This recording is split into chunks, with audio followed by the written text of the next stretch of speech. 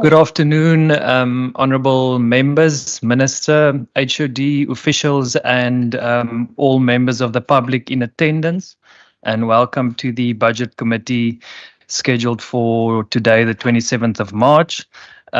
Before we get started, I just want to confirm that we have not received any apologies from any members. So we can get started just with a brief round of introductions, starting with the members first. I'm Peter Johnson. I'm the chairperson of the Standing Committee on Budget. And if we can start with member Masipa on my left. Hi, good afternoon, Chair, and good afternoon to officials. My name is Noko Masipa. I am a member of this particular committee. Thank you. Thank you very much, and good afternoon, member. I am Benson Lensu, the member of the Provincial Legislature. Thank you. Good afternoon, Chair, colleagues, professionals. I'm Member Kamfer. I'm a member of the Provincial Legislature. Good afternoon, everybody. I'm Benedicta van Minnen. I'm a member of this committee. Bryant, member of the committee. Good afternoon, colleagues. I'm Basil Pietrus. Afternoon, Noma French Mbombo. Good afternoon, everyone. Derek Wessels, and I'm a member of the committee. Good afternoon, everyone. I'm Leon van Wyk. I'm a member of the committee. Thomas Walters, Chair of the Police Oversight and Community Safety Portfolio Group. Good afternoon, Chairperson, colleagues, and the professionals. I'm Emery Boyson, a member of this committee. Thank you, members. Sorry, just quickly, Chairperson, to interrupt. I introduced myself incorrectly. I'm not a member of the committee. I'm a chairperson who is attending your committee. Thank you. Thank you, Member Bryant. Just for record purposes, we also have Member Wendy Kaiser-Philander online. There we go. We can see. Good afternoon, Chairperson, Minister and colleagues. Wendy Kaiser-Philander, the Chairperson for Social Development. Welcome, Member Philander. Before we go over to this side, if I can just give the members Windvogel and Mkonlo the opportunity just to introduce yourselves, please. Good afternoon, Chair and everyone. My name is Rachel Windvogel. Afternoon, Chair. My name is Nomi Nkondlo. Thank you. Thank you, members. Minister HOD, over to you and your team.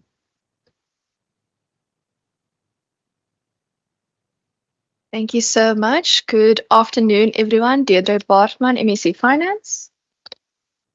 Good afternoon, Chairperson, members, colleagues. Julinda Gantana, Head of the Department. Good afternoon, Tarin van der Dede, Public Policy Services. Good afternoon, Annelies Pick, Public Finance. Good afternoon, Malcolm Boyson, Fiscal Policy. Good afternoon, Paul Pinar, Business Information and Data Management. Good afternoon, Steve Kenyon, Municipal Finance in the Treasury. Good afternoon, Ziad Majid, Infrastructure. Good afternoon, Isaac Smith, Governance and Asset Management. Good afternoon, Michelle Nicholas, Provincial Government Finance. Good afternoon, I'm Jonathan Hendricks, Provincial Government Budget Office. Good afternoon, Miguel Meyer, shadowing the Finance Minister. Thank you, everyone, and a special word of welcome to you as well. Members, we will be briefed by the Provincial Treasury on the Western Cape Appropriation Bill today, but before we get started on the presentation, Minister and HOD, any opening remarks from your side? I think you probably have said enough, but you are more than welcome to still take the floor.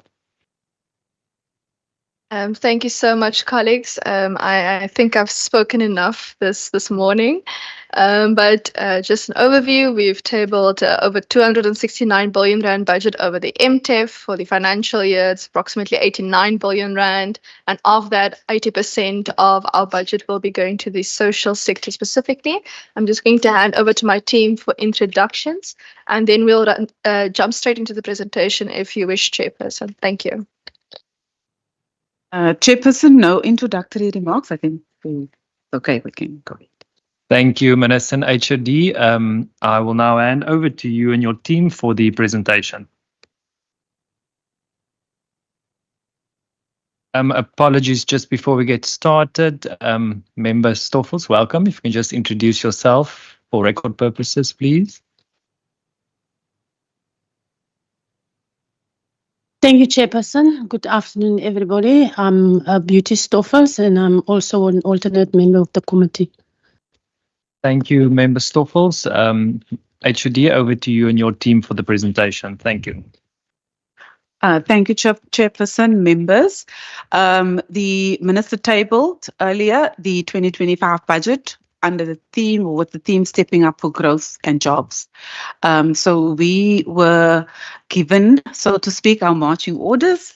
And what that slide only represents the cover pages of the documentation that you all have, but that Minister already tabled this morning. The presentation then aims to cover in brief all the documentation that the committee would see on that first page. So in terms of the outline, we will start off with the 2025 budget process, looking at the economic and fiscal context, cover the budget policy and service delivery risk, then look in at our approach in terms of the 2025 budget and take the committee into our confidence in terms of what the approach was there. And then we will go into the little bit of detail in terms of what is contained in the budget, or the thicker estimates of provincial revenue and expenditure, that thick blue book. And then we will conclude in terms of where we find ourselves and how we then approach the MTF. And I'm going to, we will form a little bit of a tag team. So I think it's mostly ladies who will go through the presentation. We do have a gentleman who's also going to take a couple of slides, take the committee through a couple of slides. So what sets the 2025 budget process apart? I think this is indeed the first budget that Minister is tabling, representing the first process to align its where we're going with the provincial strategic plan, the 2025-2030 provincial strategic plan. And I think when the Premier then tabled that, Premier sort of already set the agenda. And so this budget is a response to that agenda set. So the 2025-2030 PSP introduces then the new strategic framework, with economic growth and jobs as its apex priority. Implementation of that of the budget then is to support that, as I've already indicated, and that's to drive economic growth, jobs, as well as then the other portfolio areas, which we'll briefly touch on, and in a little bit more detail when we get to the allocations. The budget itself and the process itself has been structured to reinforce fiscal stability. And the committee will recall we're coming off from at the back of fiscal consolidation. And so really looking at fiscal stability then became of critical importance, while at the same time embedding longer-term planning that aligns with the PSP priorities over the 2025 MTF. Premier tabled in its 2030 provincial strategic plan as a vision statement, a government that people trust. Then the apex priority, which is, or the economic growth and jobs, as a top priority, where as indicated in the strategic plan. And then that in mind, enables then integration across the portfolios, and how that has been achieved is to look at households and human development, cohesive communities, youth agency, and preparedness, as well as economic and growth opportunities. And then the provincial strategic plan then is defined and written up as per portfolio. So growth for jobs is one, safety is another, the educated, healthy and caring society. And all of these are then supported, underpinned, enabled through innovation, culture and governance as a portfolio area. The next slide will just deal with the 2025 budget process. And given the fact that it is around stepping up to deliver growth and jobs, and also how this process unfolded, because we were in process of developing the PSP. When we looked then at the budget process that we're going to embark on for the 2025 MTF, we needed to take that context into consideration. And then strengthening evidence-based planning became of utmost importance, because one would need to make a decision informed by the evidence that is there, and that is obviously done within the context of a broader fiscal framework. And we will also expand a bit on that as well. So phase one was really during June and September, and that was where the focus. That was the focus then.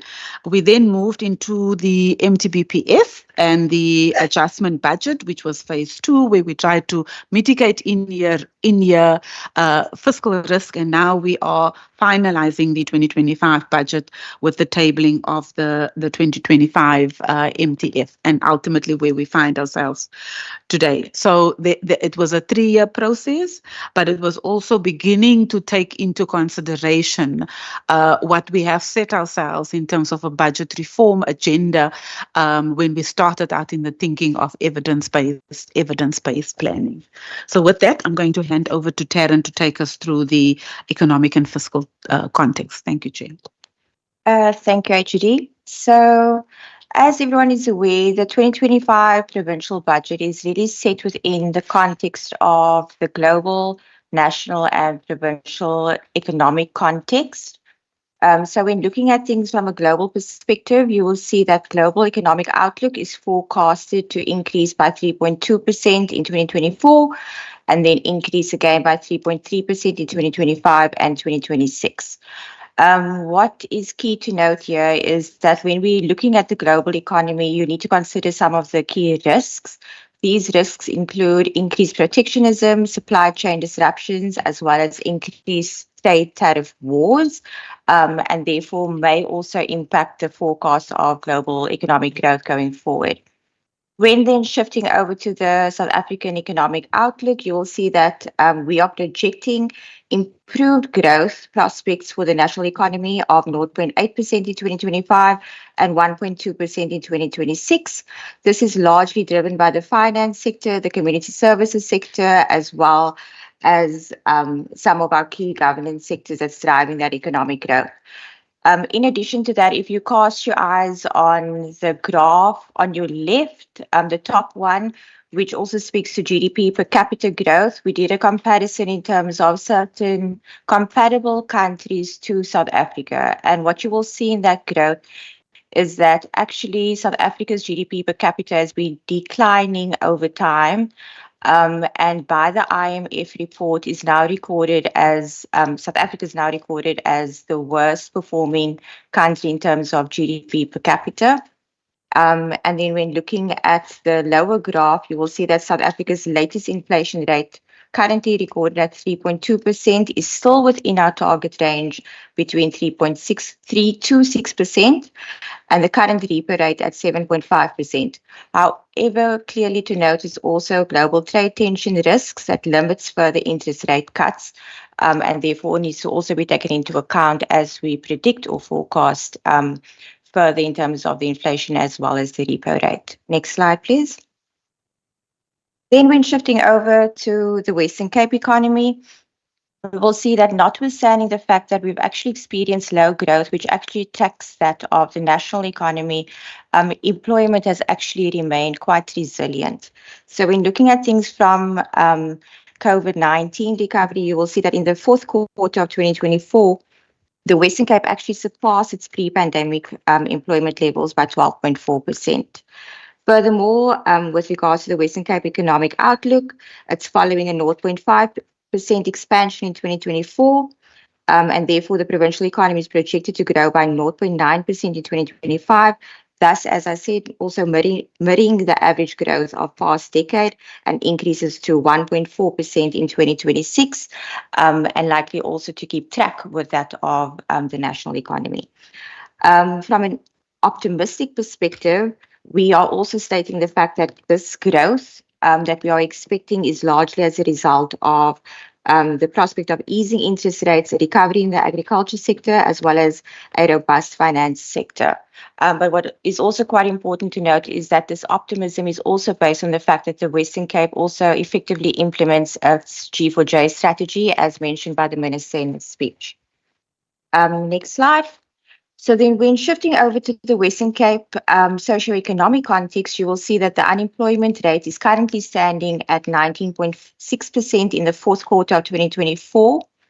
Also key to note is the fact that the most vulnerable cohorts includes the Africans at 27.4%, lower than secondary education at 27.5%, and the youth. Also important to note here is the fact that although this is the highest cohort in terms of unemployment, the Western Cape has over time also seen that this cohort has declined in terms of its unemployment rate when looking at the broader and longer term trends. Then when looking at income inequality and the Gini coefficient in terms of the graph below on your left-hand side, you will see that the Gini coefficient has remained largely stable across all provinces, but also key to note is the fact that the Western Cape has remained and has been over the years the lowest level of income inequality when compared to other provinces. Then when looking at the crime stats, which is the graph on your right, you will see that we do showcase an increase in the murder rates and drug-related crime in the Western Cape. However, on the positive side is that there is a decrease in sexual offences, burglary at residential premises, as well as driving under the influence of alcohol or drugs.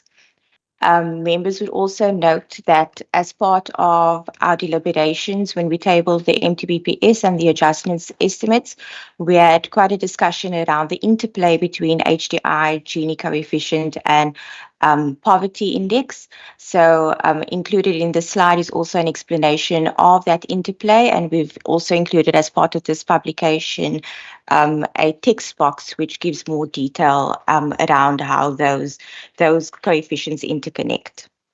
Next slide.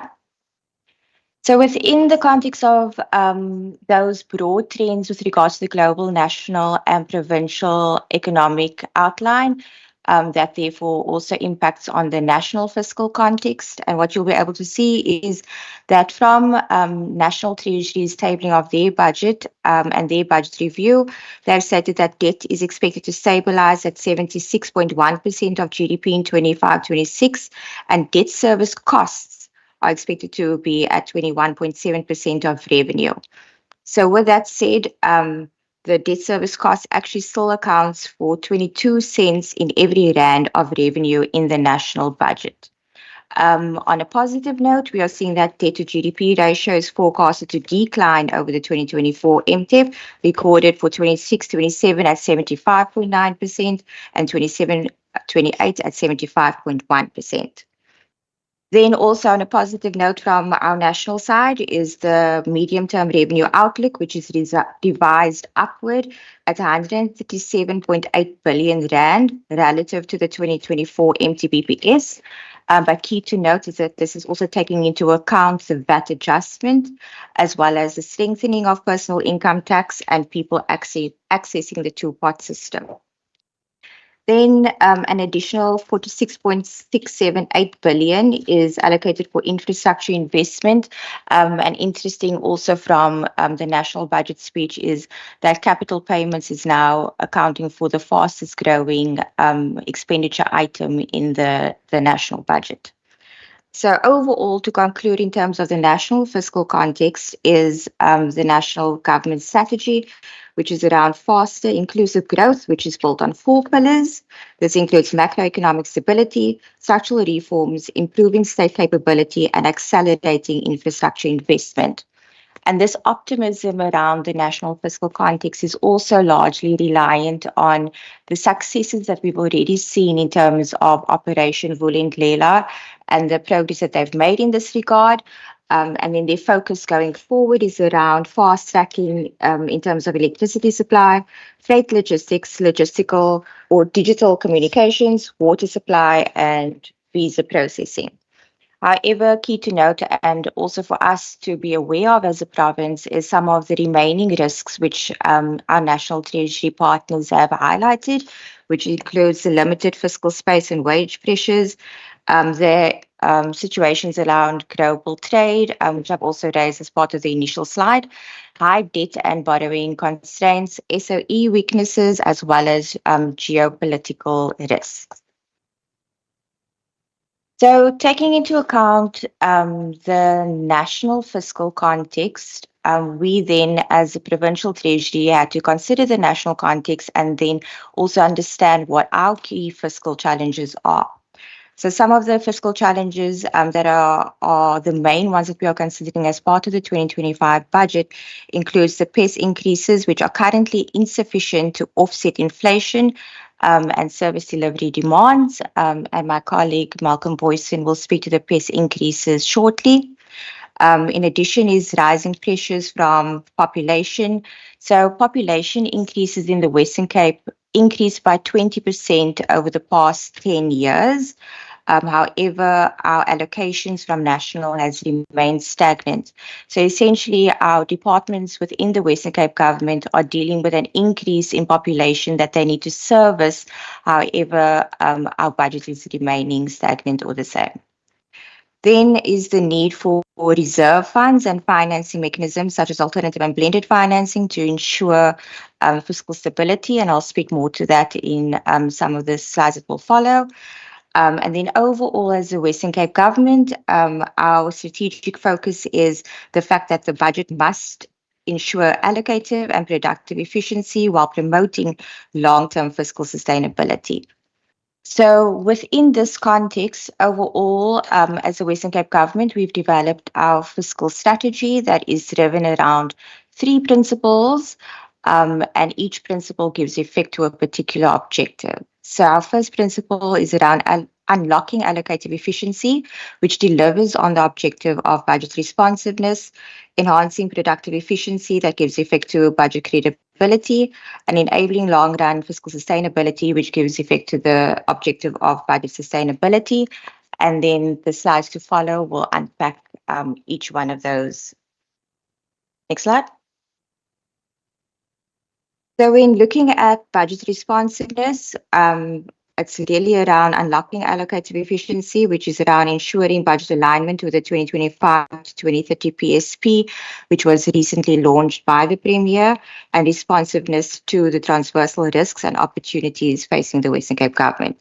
So with regards to budget alignment and transversal risk and opportunities, which is our first essentially objective under budget responsiveness, we've really done quite a comprehensive approach to trying to apply our thinking around aligning the budget to our policy imperatives. So as part of our October budget engagements, as well as our January budget engagements, we've done active discussions and alignment practices to make sure that our budget does align to the PSP as the PSP was evolving through its various draft stages.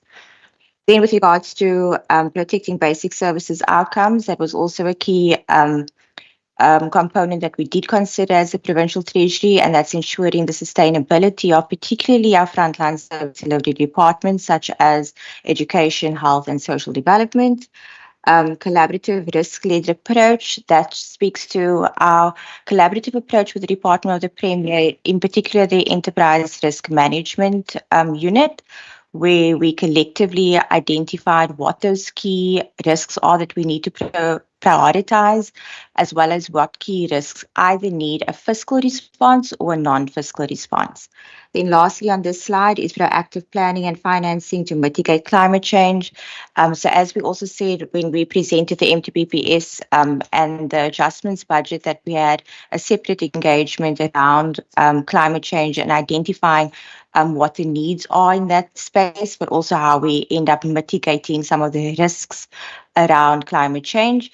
And then also part of this element is how we also lobby with national government to ensure that we have adequate financing for disaster management practices. Then the next slide takes us to budget credibility, which is also giving effect to enhancing productive efficiency by ensuring budgets are matched with realistic departmental plans, past financial and non-financial performance, and the capability of departments to spend their budgets effectively in line with policy priorities.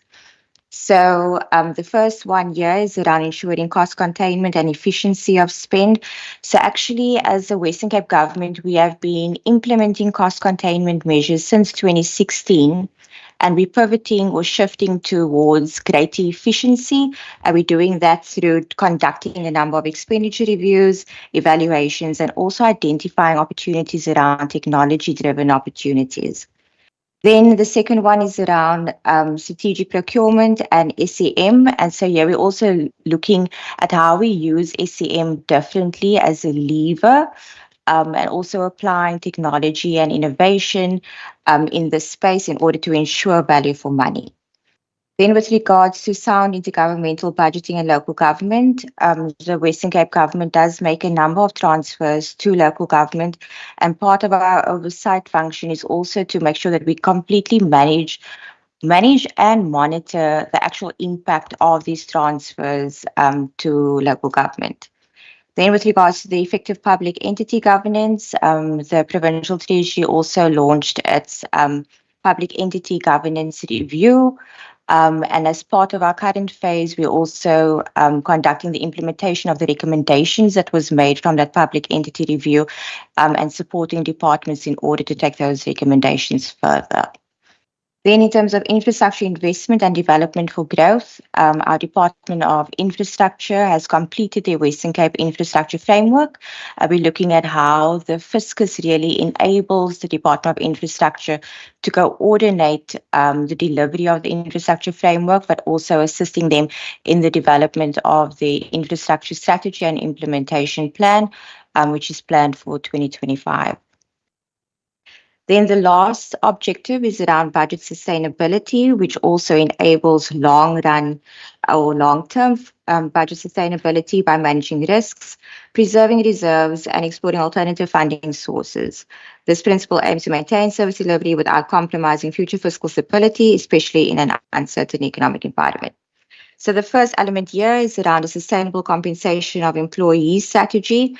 And Annelies Speck will speak later to our overall COE strategy. But what is clear to realize here is the fact that our COE budget over the years as a Western Cape has really remained stable.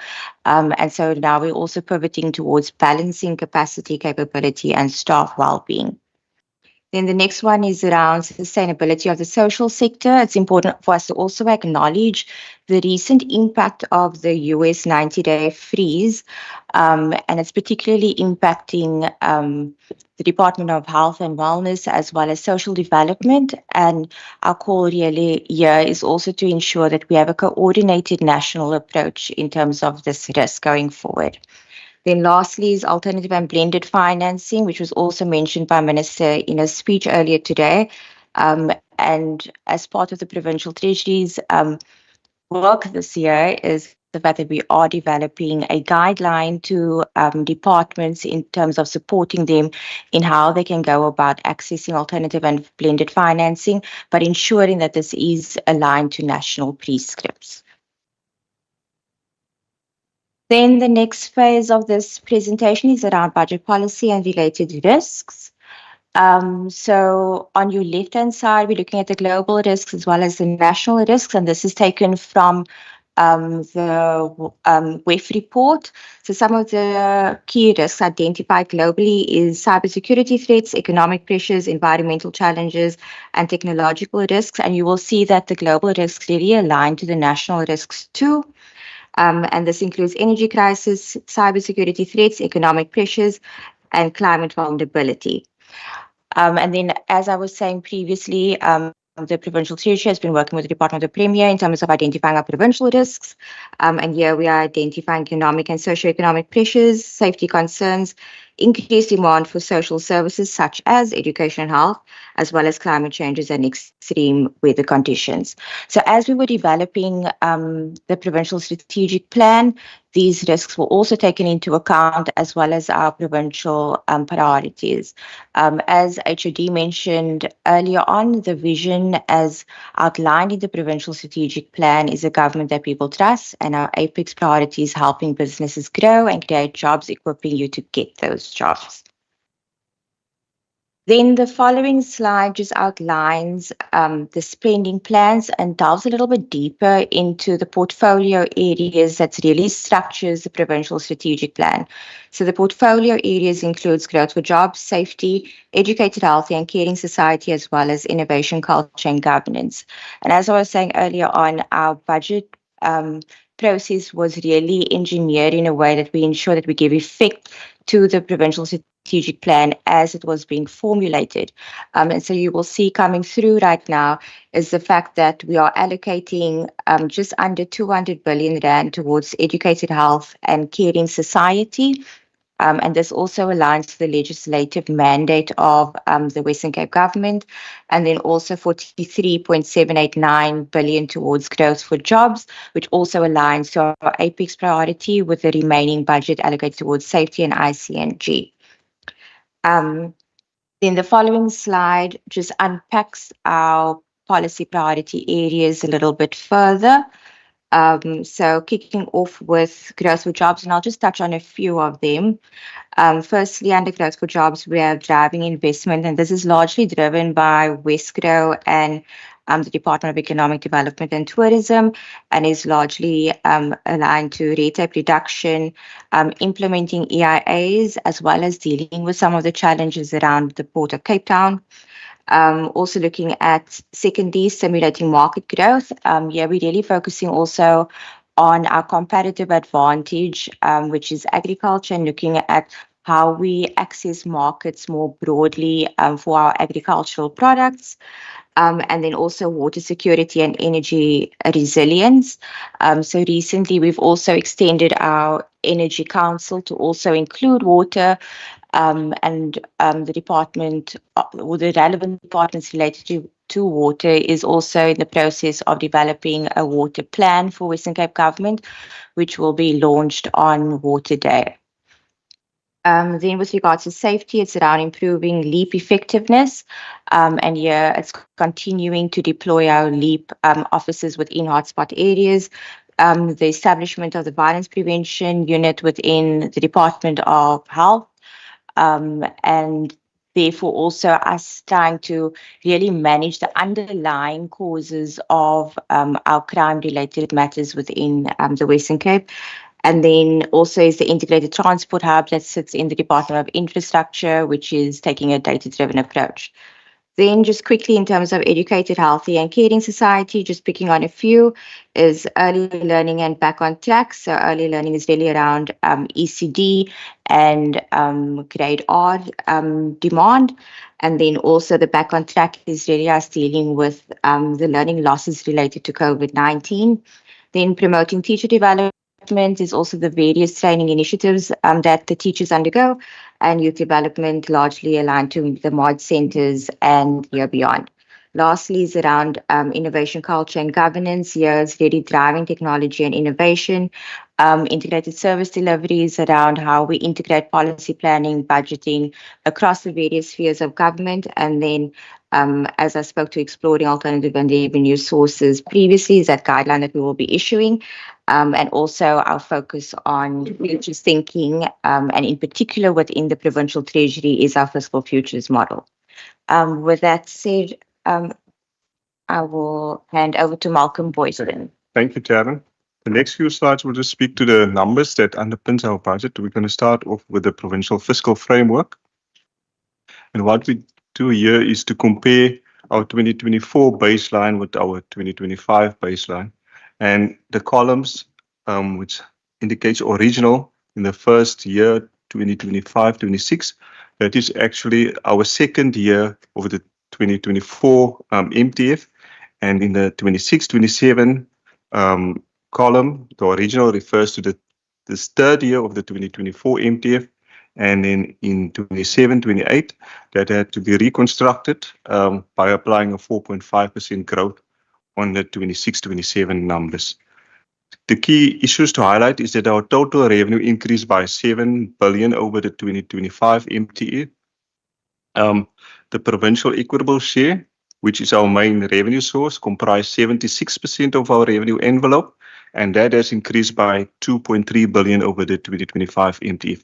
Next is the conditional grants, and that accounts for 19% of our revenue envelope, and it increased by 3.5 billion rand. Provincial taxes and own revenue, a small portion of our total revenue envelope at 5%, but we've seen significant growth, increasing by 1.2 billion rand over the MTF, and there's been some strong growth, specifically from gambling. Our total expenditure increased by 7.8 billion over the MTF, and as such, our expenditure growth exceeds our revenue growth, and that results in a deficit. I think the good point is that our deficit is declining over the MTF from 3.2 billion rand in 2025-26, and it's being reduced to 796 million in the last year of the MTF. We've also made provision for reserves relating to direct charges, unforeseen and unavoidable expenditure, and a stabilization reserve, which we'll touch on later. Just also to note that more details with regards to this table can be found in Table 1 of the EPRI and Table 3.1 of the OPRI. Next slide. As indicated, our provincial equitable share is our biggest revenue source at 76%. And the slide is divided into two parts. The first part, or the top part, deals with the formula-driven component, and the bottom part with the non-formula-driven component. Such, we've seen that the... Apologies, so sorry for interrupting you. I have a hand at the back. Apology, Chairperson. I missed the reserves. Can you please explain that again? Speak to the reserves again later. Thank you. It's just going to follow in the next few slides. Explain that, please. Yes, I'm going to speak to that in the next few slides. So 674 million rand through the formula, that is a result to the population increases from the 2024 MIPE data, the mid-year population, and also new GDPR figures for up to 2023 that Stats SA has introduced.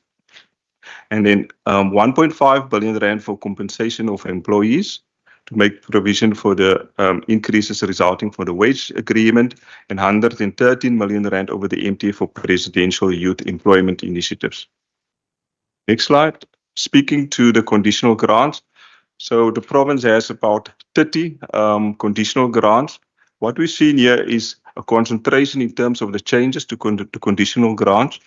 So this slide just speaks to the main changes, and the education infrastructure grant has had the change of it was adjusted by 2.3 billion rand. The health revitalization grant 337 million rand, and the provincial road maintenance grant of 550 million rand. So those are the main changes to the conditional grants, and that approximate about 3.3 billion rand out of the 3.5 billion rand increases to conditional grants over the MTF. Then speaking to the reserves, and the reserves are mainly to ensure that we have our long-run fiscal sustainability. There are about 4 reserves. The biggest one speaks to unforeseen and unavoidable expenditure. These are things that you cannot foresee, like disasters, and a provision has been made for 1.7 billion rand in that regard. Acquisition of property reserves, 319 million rand, and the stabilization reserve of 1.2 billion rand, to ensure that any shocks as a result of expenditure or declines in revenue, we would be able to compensate for that through the stabilization. And in this, the energy and water resilience reserve, which has been drawn down, and that is currently at 73 million rand. So the reserves in line with our budget principles and in the aim to ensure that we have long-run fiscal sustainability. Thank you. Now over to you, Henry. Thank you. So Malcolm has essentially taken us really through the revenue. And so we're going to concentrate now and give you some highlights on the expenditure side of the 2025 budget. So the next slide indicates to you from an expenditure perspective, the changes to baseline, and it's quite a busy slide. So if you just allow me just to have an orientation around the slide so that we understand what we are showing you here. So let's start in terms of the 25-26 financial year. So as we know, the MTEF consists in terms of a forecasting of 3 years, 3 years of expenditure. And so in terms of when we look at 25-26, that first year, we have in terms of its comparing, and the original column is then what the expenditure was in 24-25 financial year for the 25-26 financial year. So that's how the original amount is.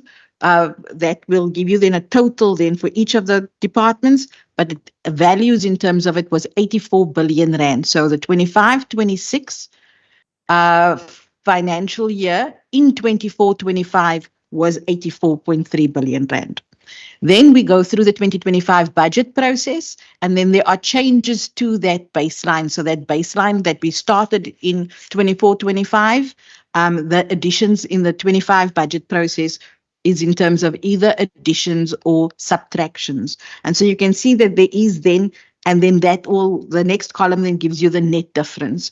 So then we have the original budget that we started out at the beginning of the 25 budget process, then our final allocations to departments at the end of the 25 process, and therefore the net difference.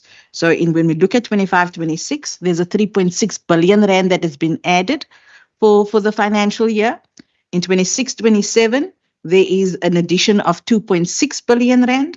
And in 27-28, there's an addition of 1.5 billion rand in 27-28. So if we should compare the 24-25, these financial years in the 24-25 budget process, we've added then 7.8 billion rand to those financial years. And that is what this table is giving you in terms of each of the financial years per department.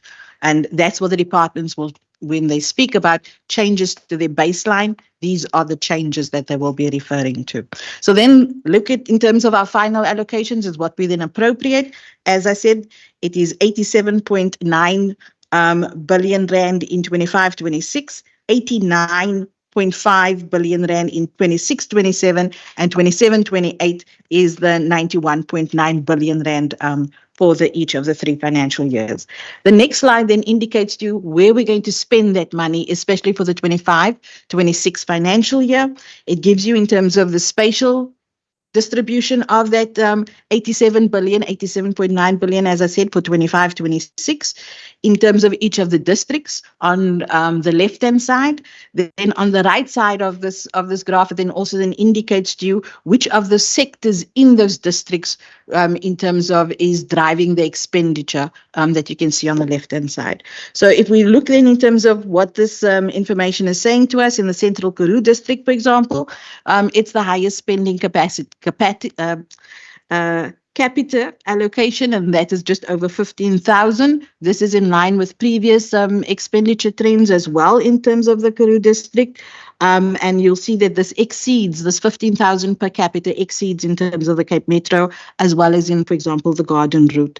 When we look then at the sector specific within the spatial landscape, we're looking at in terms of which of the sectors then dominate So, for example, in the West Coast, the education sector then dominates in terms of our expenditure spend at 43.8%. In terms of health and wellness, that dominates then in the Cape metro area, and in the infrastructure, that's leading then in terms of our spending priorities within the Overberg district.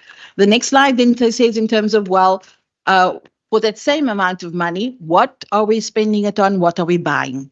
So this looks at economic classification, each of those economic classifications, and we start off with, as indicated in the previous slides, our biggest spending item as a province is our compensation of employees. We're spending about, in 25-26, we're going to spend about 55%, and that increases to about 58% in the outer year of the financial year. So that represents the blue part of the figure that you see in front of you. One of the reasons why that is in terms of increasing is that this 25 budget then also then takes into consideration the 3-year wage agreement that has been concluded. And so that is one of the reasons that you'll see the increase, as well as you'll also see an increase in terms of that in certain areas, in certain departments, we are looking to increase in terms of COE headcount. Overall, though, even though we are looking in certain areas to increase COE headcount, when you compare the COE headcount versus the demand in services that is required, as well as the increase in population, it remains basically flat when you're comparing it to that demands. And so the COE headcount that we have here is not necessarily in line in the demand that we see out there. But this is one of the phenomena in a constrained fiscal environment. We need to contain our expenditure.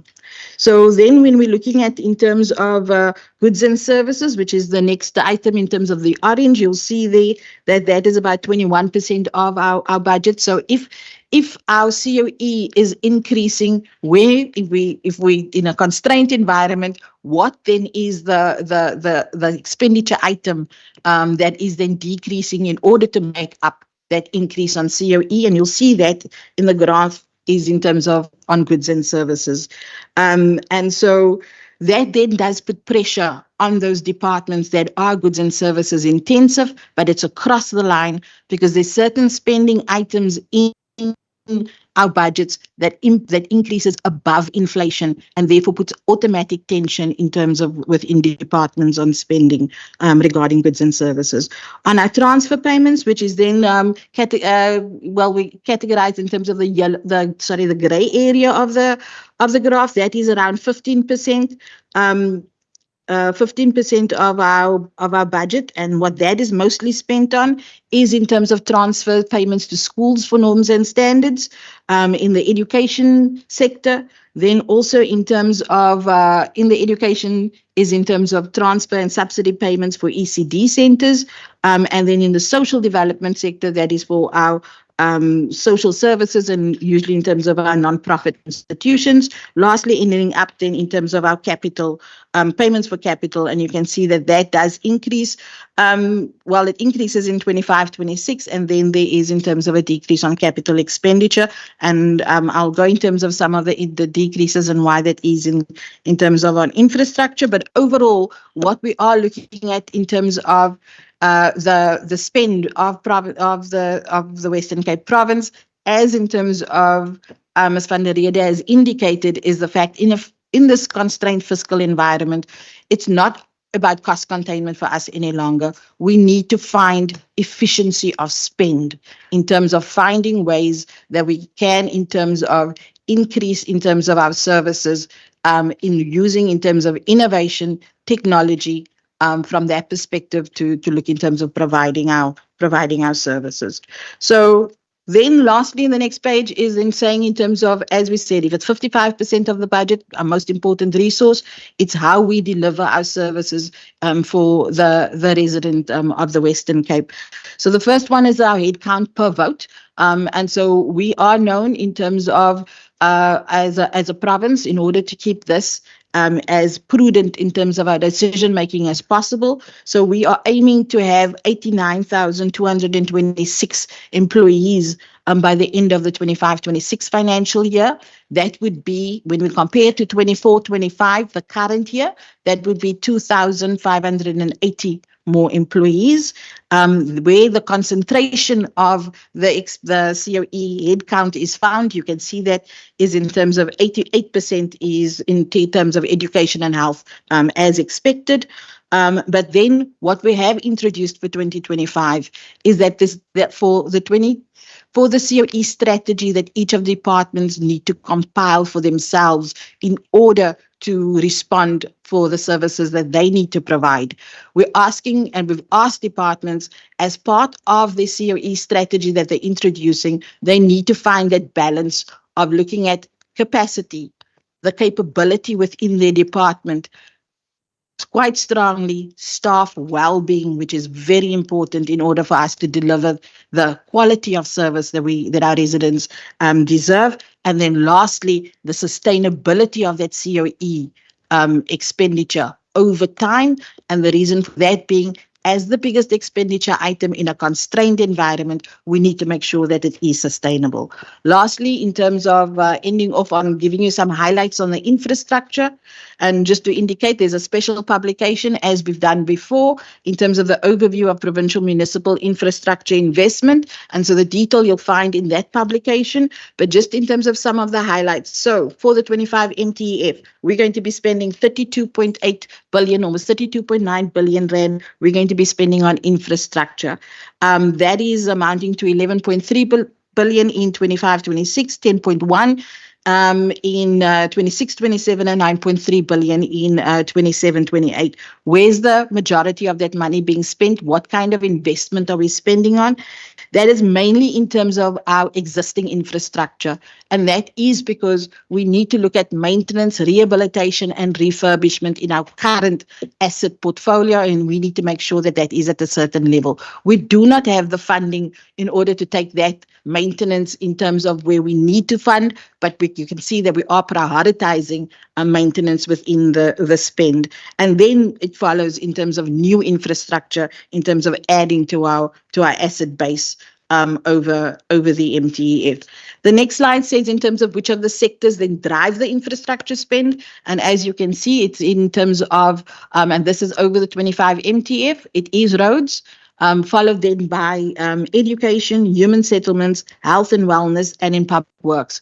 On the right-hand side of this slide, we do give you some highlights in terms of what is the top 3 spending within each of those sectors, that you can get a feel for it. But I do want to indicate to you that, as I indicated in the additional publication, the detail for each of the projects for each of the sectors is from page 127 onwards. So where are we spending our infrastructure? I'm ending off there. And this gives you then an indication in terms of where the majority of our infrastructure is spent. And as you can see, majority of that is in terms of the city of Cape Town, and then in terms of followed then by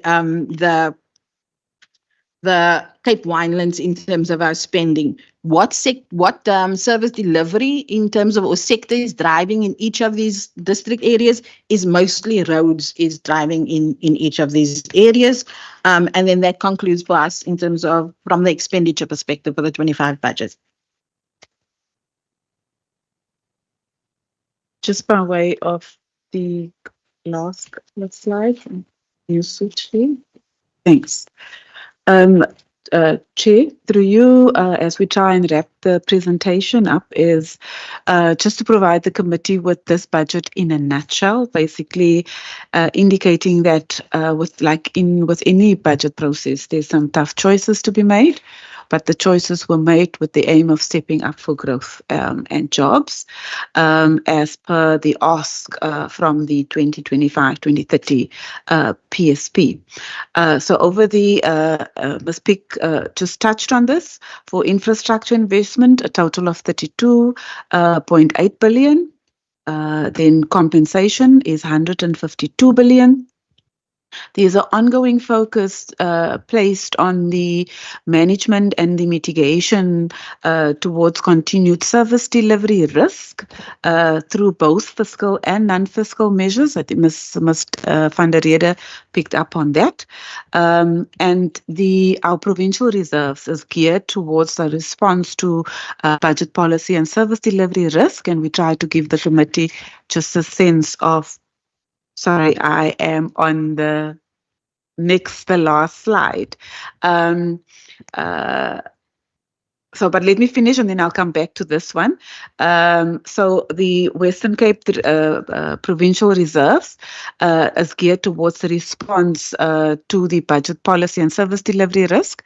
That entails both the economic and socio-economic pressures, some of the safety concerns that we all aware of, increased demand for social services, particularly in education and health, dealing with climate change also and extreme weather conditions. We've been subjected to those quite severely in the previous cycle, and really to allow us to respond should they materialize and require then an immediate response. We will then be able to be in a position, as we've been in the past, to do so. So the plan as we went into this budget was to restore our provincial reserves. What we've also seen in the previous round when we had to deal with fiscal consolidation, the quantum of the impact of that fiscal consolidation, it was very difficult to get that funding out of the baselines because those fundings were already committed. And one of the areas that we tapped into to augment the funding that we could get out of provincial baselines was to then draw down on the reserves to cushion departments in terms of the impact. To a certain extent, we could not obviously do it in full, but that is instances where the reserves would come in handy, and this is precisely why we feel that it is necessary. We've seen the projected growth numbers that Taryn and as indicated, and Minister also alluded to that in her speech, that we do think the national growth is optimistic, and there's reasons for that because we can see the results coming from Operation Vulindlela, but should those not continue and should any other risk materialize as Ms. van der Rede on the national framework indicated, then obviously because 97% of our funding is dependent on national, we must be in a position to cushion and be ready to respond, because the ask from the people that we serve is not necessarily going to lessen, and so we need to be in a position to continue to do that. Also, very importantly, is the indication to the committee, and what we're about to embark on in 2025 is to explore alternative and blended financing options, in particular to augment our infrastructure spend and to respond to the infrastructure framework. And so the 2025 budget is then steps up to deliver on growth and jobs, we believe, and that is being done through the application of credible, sustainable and responsive budget practices. The slide that I skip is just providing the committee with a summary in terms of the spend per priority area. Thank you. Thanks. Thank you, HOD, Minister, to you and your team. I think this is probably one of the easiest finance documents to read in terms of the presentation. I think it makes it quite easy for anyone to understand exactly what's going on in terms of how you used graphs and other form of graphics. So thank you for that. Members, we will now move over to questions. If we can do 4 at a time and then give the department the opportunity to respond. So I see Member Petrus at the back, Member Van Wyk, Masipa and Stoffel in that order. Thank you. Good Chairperson, and thank you for the presentation. What criteria was used to make allocations to the different districts? Member Petrus, if you can perhaps just repeat that a bit louder, please. I want to know what criteria was used to make allocations to the different districts. Thank you, Member Petrus. Member Van Wyk. Thanks, Chair. I think we all understand the extreme difficulties and the constraints that we have within the budget, and the fact that we are sitting with a national budget which is also not approved. A couple of aspects that I guess are getting a little bit worrying, being the growth of COE, and certainly we understand a lot of that comes out of education, out of health. But if you look at those percentage in comparison then to goods and services and to transfers where their percentage are declining, you then say to yourself, ultimately, in certain of the areas, you need the materials to make things happen. And what we are seeing then is this decline in infrastructure spend, where we're now spending $1 billion. I think it's about $1 billion less in rough terms from the current year to the next year. And that is also worrying when we are trying to talk about an economic growth agenda in trying to move the economy along. And I think we are all very aware then with the aging infrastructure that we are sitting with. How are we going to tackle that? And I suppose if I then try and mirror that into the municipal, into the local government economy, because I would imagine, because we're not seeing what's happening at local government level, that we're almost going to see a similar type of stress flowing into local government. And I think we all know we've been through the electricity issues, and I mean we're not through energy yet, and we've got the water. The water grouping being water and wastewater type of area, and the roads type of aspects that we're going to have at local government. So it does concern me in seeing these numbers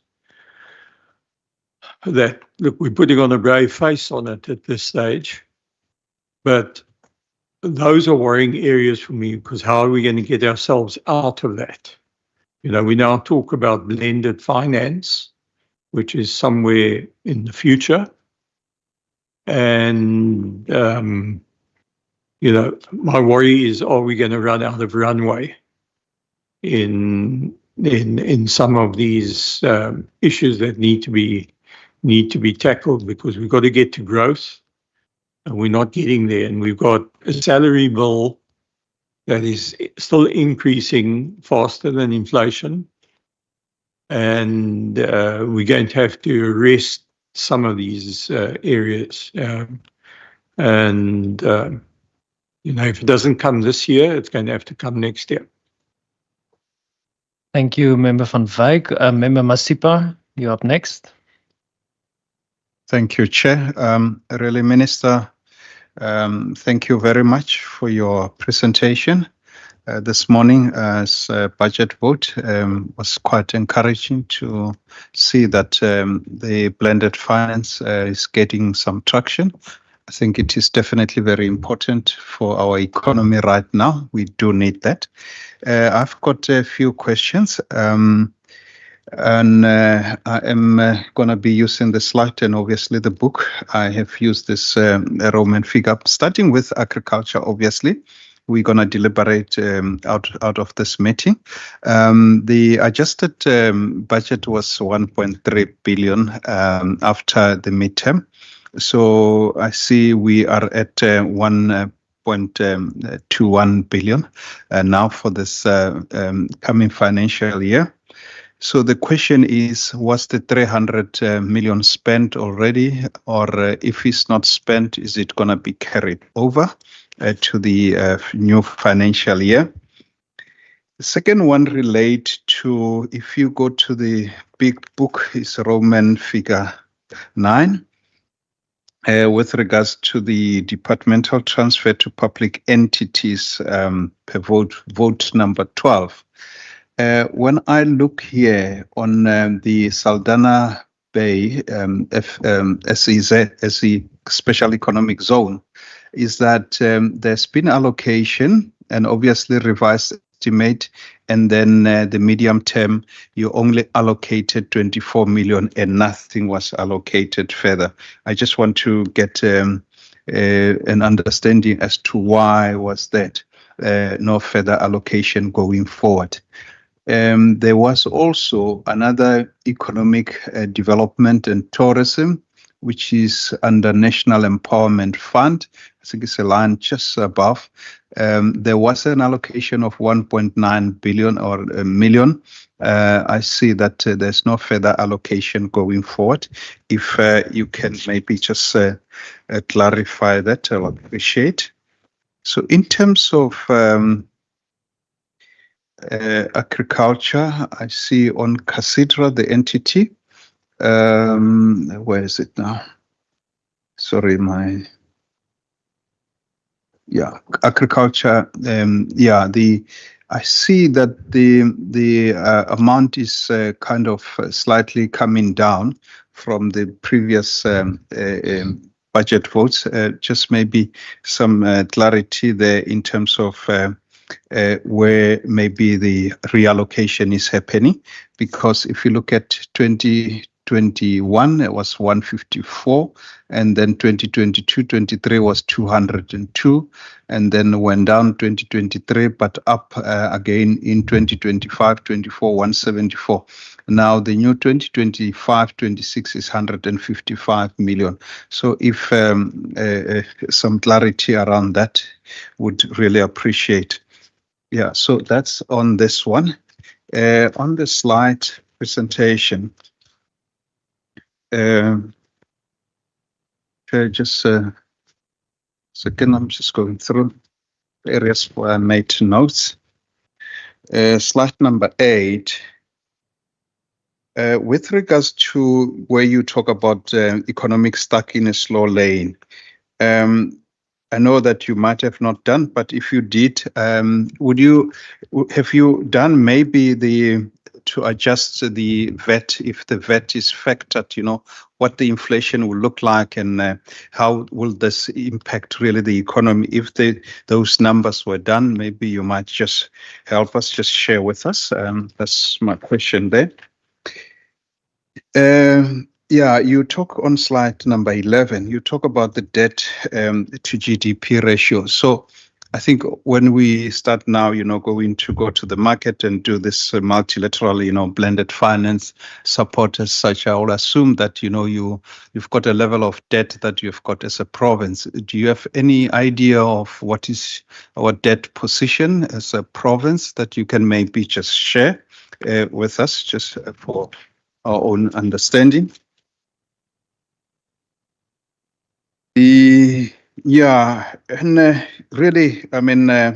Honorable Van Wyk spoke about this with regards to the blended finance. I see on slide number 12. Maybe just, if you can elaborate, a bit more around the blended finance as to really how you plan to do it. Chair, I'm almost done. That's the last. Okay, on the cost, employee cost, what is the call it the national norm of employee cost, and how are we really relate, how we stacking up with regards to the national norm in terms of employee cost to our fiscus or to our expenditure as a province? Thanks, Chair. That's all from my side. Thank you, Member Masipa. Member Stoffel. Thank you, Chairperson. Chair, my question starts from page 9. In terms of the employment, the growth in GDP and employment. My first question is based on the COVID-19 recovery. There's an indication that the Western Cape government is indicating that surpassed the pre-pandemic employment level by 12%. Now, my question is around the 12%. In that 12%, can the department then indicate to us or to me, looking into the statistics on page 10, the first block, that is indicating unemployment rate amongst race and education. Ne? I want to check that 12%, did it address the issue on page 10 in terms of race, or how did it address the issue on page 10 in terms of race? And also, in which areas except the metro, and how many of that employment permanent, sustainable, and in terms of the new budget, looking into the percentage of the Black unemployment, is there any priority from the new budget to address that big percentage of unemployment? I hope I'm being captured by that question. And then my second question also is on page 10, the income inequalities. I'm just wondering, this Department of Finance in the province, are they working towards addressing the issue of inequalities, or are they working towards to be the lowest from all the provinces? Because to me, it doesn't make sense. You are sitting with a big margin of unemployment when it comes with specific race, but also there's nowhere within the presentation it indicates to us to say, but out of this percentage, we have managed to cover such a percentage of addressing the inequalities, especially in such areas. There's no indication of it. So we just talk in somewhere but there's no indication. We would love to hear, because we are sitting in rural areas where there is nothing happening when it comes to unemployment, when it comes to addressing these income inequalities, especially with local government, especially within the bigger cities, the metros. We don't see this happening. I'm making example in George. If there is such, it's people that is being employed within temporary positions, of which you can't really put a stamp on the income or on the salary base when you have to speak about it. So I want to check with the department. And then also you take the same slides on page 10 again. No, page 19. You talk about creating jobs. You talk about growth for jobs. If you go to the municipalities, and I'm talking now, Minister, specific about the tourism side and the municipalities, you will find there is a tourism site within your municipalities, but that tourism site is not falling under that specific municipality. It's been managing from somewhere, but at the end of the day, that tourism site is affecting that specific municipality. And you just wonder, where is this budget? Where does these people get their money from? Maybe the MEC can then assist me to understand better there.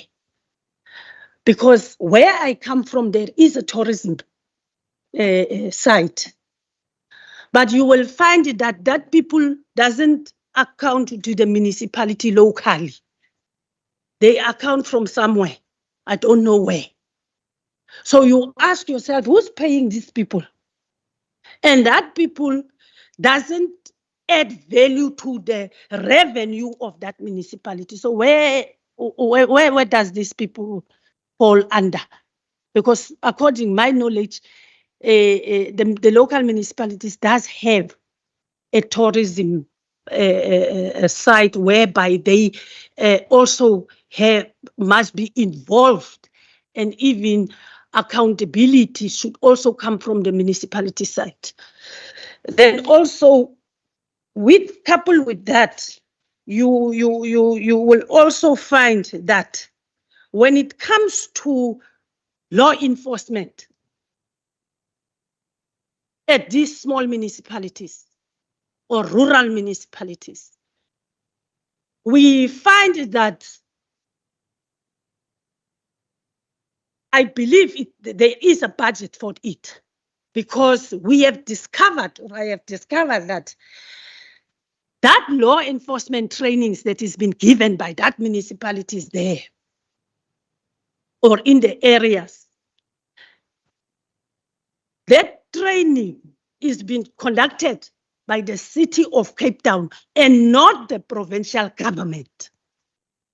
And now I'm asking me the question, if the city of Cape Town is admin that process, what make that the smaller municipalities cannot manage that process? Why the budget of that should be sent to the city of Cape Town and instead of the provincial government? So the certificates there, MEC, that the people is getting and the pass out there that they are getting is been certified under the city of Cape Town. Now I'm wondering, is these people being deployed by the city of Cape Town or by the provincial government? So to me, I want to be clarified around that. For now, thank you, Chairperson. Thank you, Member Stoffel. I will now hand over to the Minister and the HOD. Over to you, Minister. Thank you so much. I'll take some of the high-level items first before we get into some of the details with the team.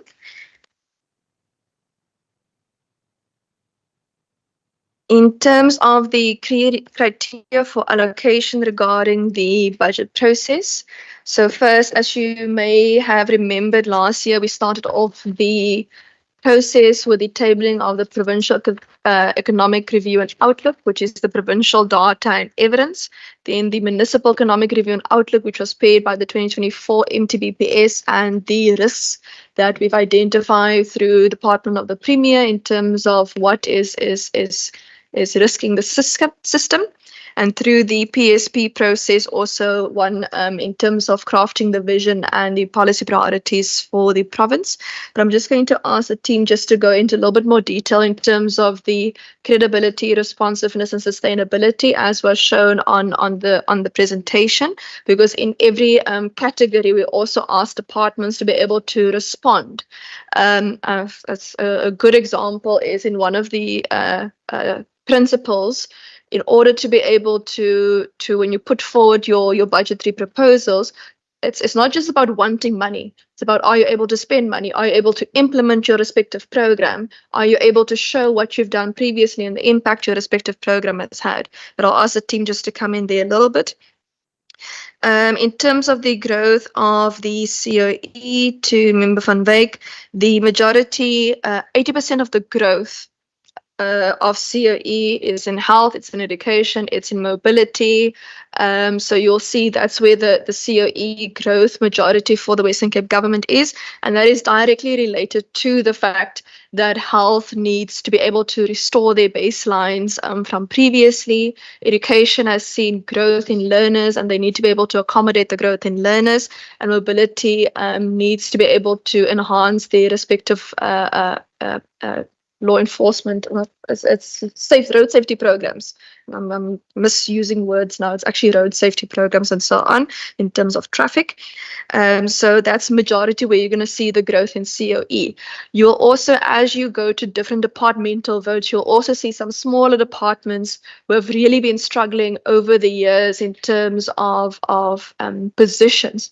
Also now putting forward how they're going to grow in terms of respective departments. You'll see, for example, with the Western Cape Gambling and Racing Board, where they haven't grown their establishment for, I think, 15 years.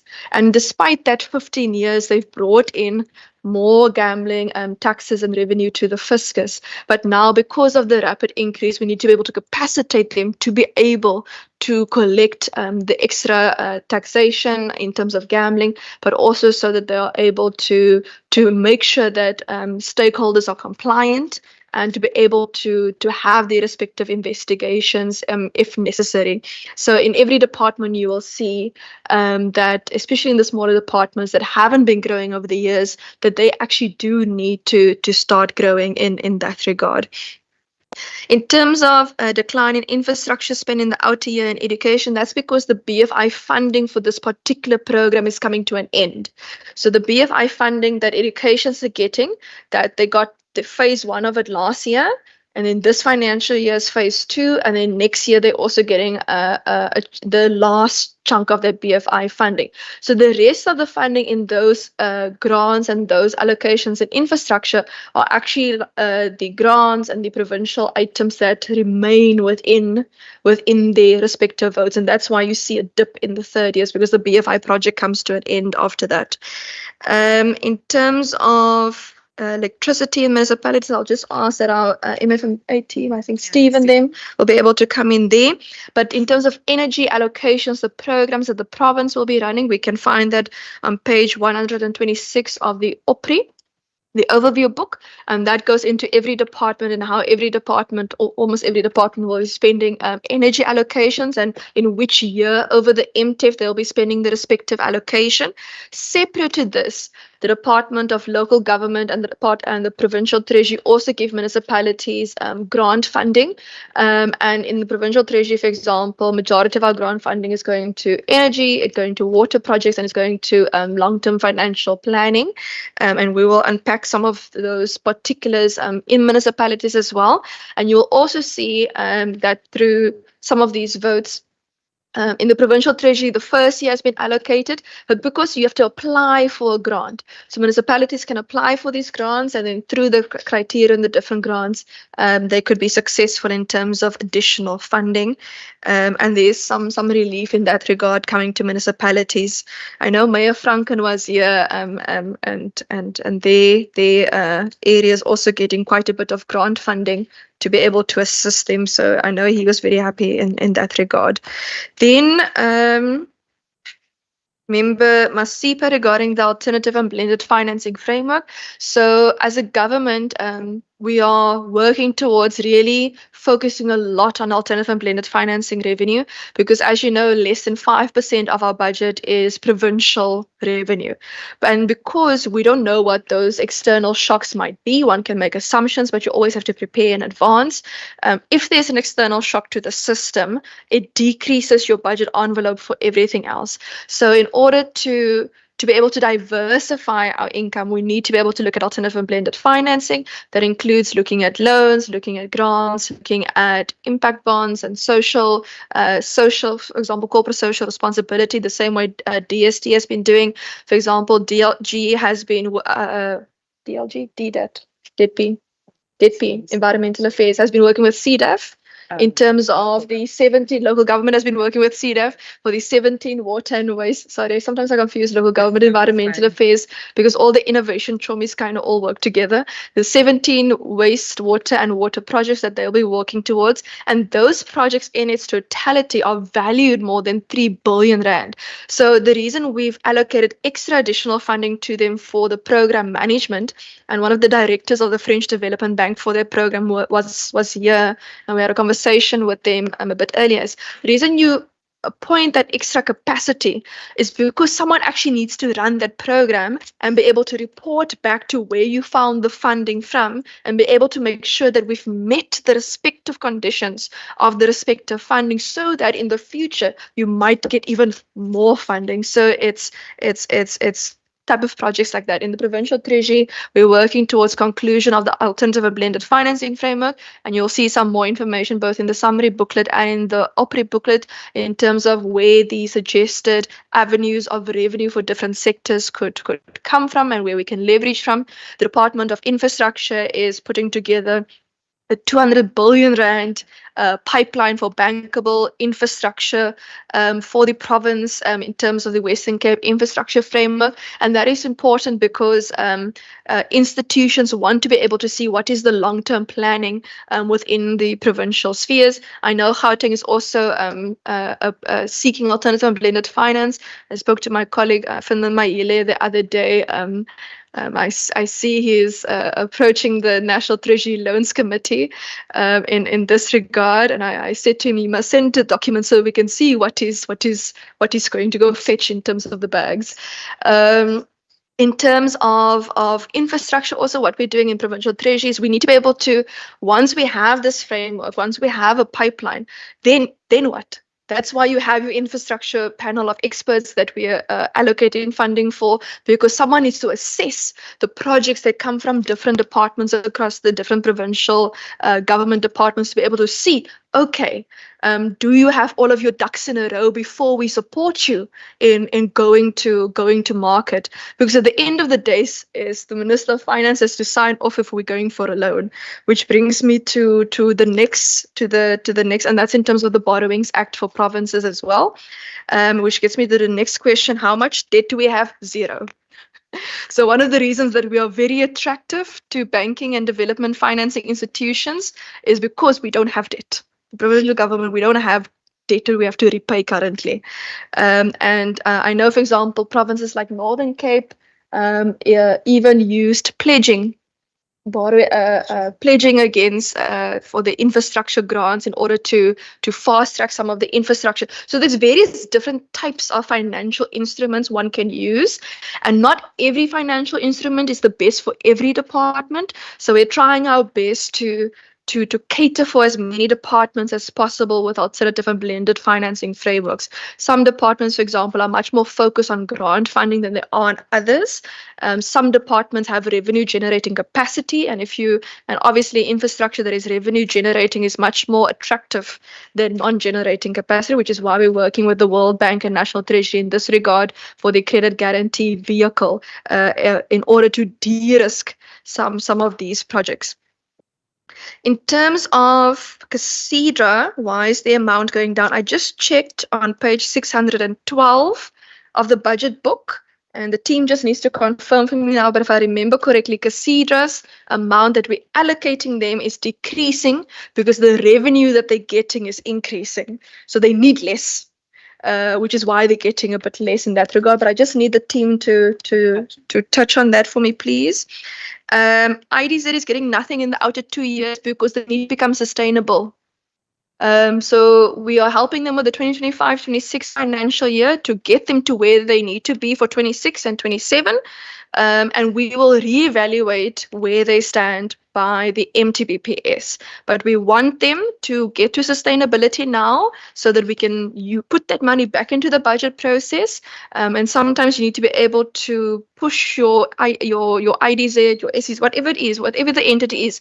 We also need to say to them that, okay, you've been with us, we've gotten this money over the years, you've done this, you've done that, you've done that. Okay, what is your plan now to de-risk yourself from the budget process? And the IDZ is now in that process of becoming sustainable, and we need to get them there. But maybe if the team wants to come in just for the financing we're giving them, majority of it is it's not all from the reserve, from the center. Some of it is coming from economic development as well. But if I remember correctly, it's majority, if not all, for operations to get them to sustainability. In terms of the agriculture, I think that refers to disaster money that you might have been referencing there. If the team can just come in there for us, please. In terms of the VAT factored into inflation, if the team can just assist there as well, please, and as well as the national COE norm. Members still for us, where is the statistics regarding the unemployment and employment that is in the PERO and the MERO? So what we do is we first publish our data and our evidence, and in the PERO we did have, according to sectors, according to gender, according to race, and the MERO was specifically per municipality, per district as well, and if I remember correctly, and the team just needs to correct me if I'm wrong, but over the years, Black employment has increased, colored employment has increased, Indian employment increased. I think the only race that decreased in terms of employment in the Western Cape was actually white race in terms of that statistics. But if I'm wrong, the team can correct me there. But I remember that in the PERO specifically. That's also in terms of gender that we can that's in the PERO and the MERO, and also it was also. Youth and non-youth was also in the PERO and the MERO in this regard. But perhaps if there's something specific, we can always put the information together for yourself. In terms of... Sorry, I just need to get my questions in a row here quickly. How is Provincial Treasury working towards addressing inequalities? So every department must work towards addressing inequality, and every municipality really should be working to addressing inequality and looking at those various different mechanisms, whether it is your Gini coefficient, whether it's your HDI and improving your HDI, whether it is food poverty, whether it is your GDP, which is your employment, because all of those metrics together gives you the overall picture of what is going on either in your local economy or in your provincial economy.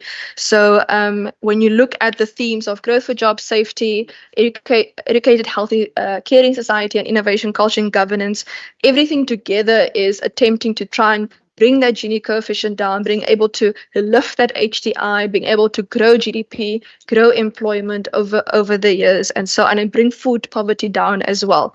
But if there's specific items in inequality that the team wishes to speak to, and this is also why we brought the spatial development of the spending into the budget booklet in terms of how where the spatial spending of the budget is, and per capita. If you basically had to take the budget and divide it by everyone in the province, where exactly is the spending going to in terms of district, and what the average is per person, which is that per capita spending. Then in terms of municipalities in tourism, if I remember correctly, both the Department of Economic Development and Tourism and municipalities have those respective tourism programs. And it's also, economic development is also a mandate of local governments. I know there's also LED programs in municipalities and provinces in this regard, but if the team could assist in this.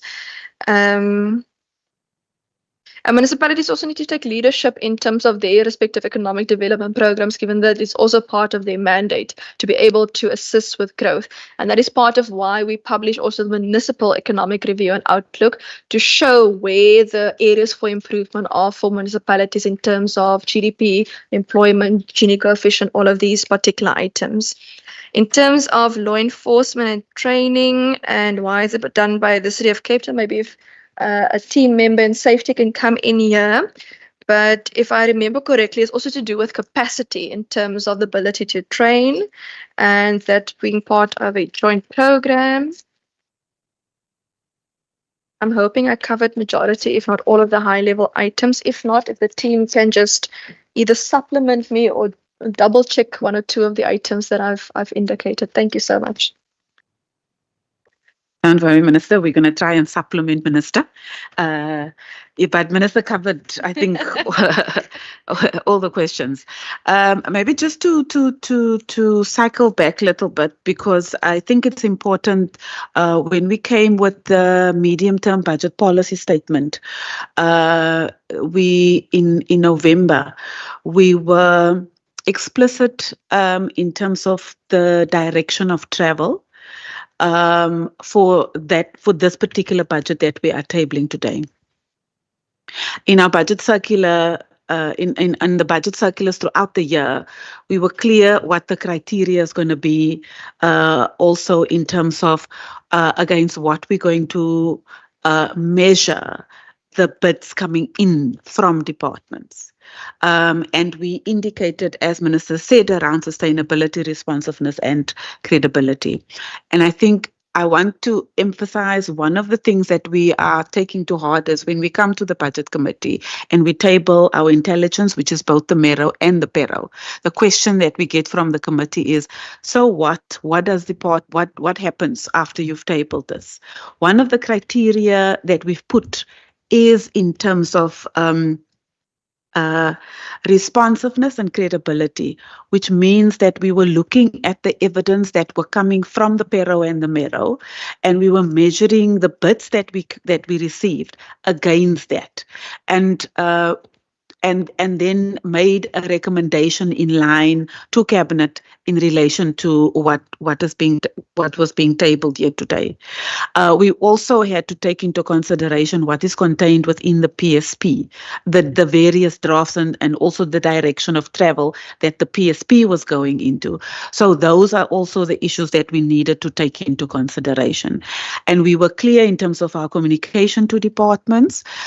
Also, given the fact that we were coming off from, like I said, fiscal consolidation, we know that we have a COE a challenge within a challenge in the sense that we needed to contain the growth within COE out of necessity. So sustainability, the criteria that we applied there, we were looking at, okay, so do you have the necessary capacity to implement the new PSP? And obviously, we had to do that within a particular framework.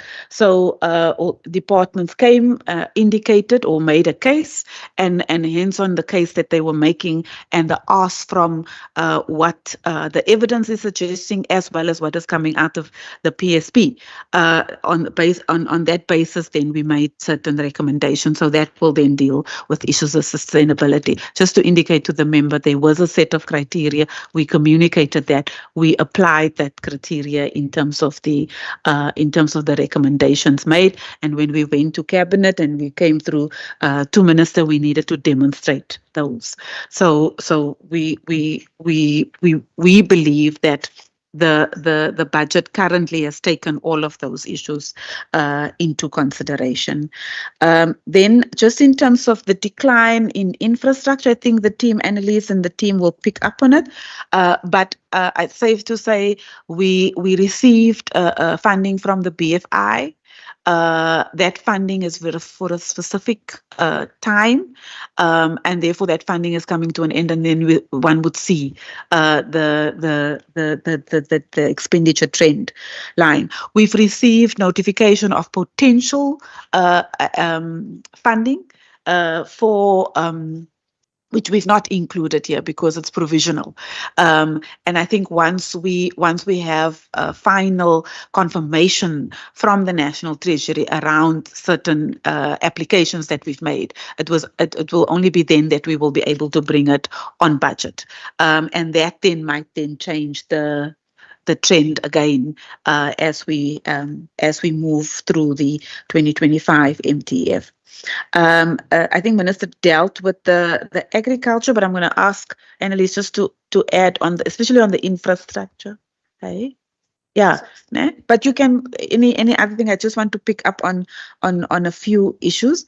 So the 300 million we received in the adjustment budget, the allocation, that explains both what's happening in terms of the agriculture and the CACEDRA allocation in particular. So we've received it in the adjustment budget. CACEDRA is the implementing vehicle, and it was specifically for disasters.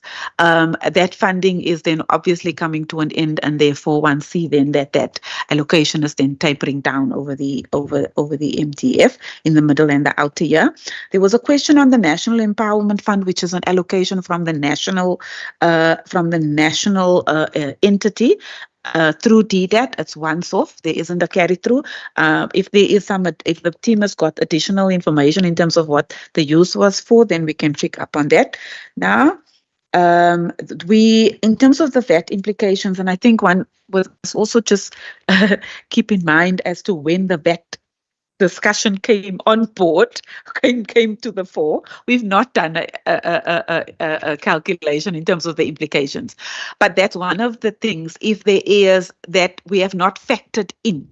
And I think that makes the fact that we need to look at all the risk. So that's one of the things that we have not factored in terms of the spend. We will obviously have to make a call when we move through an adjustment budget if there should be a need. But we can make the calculation.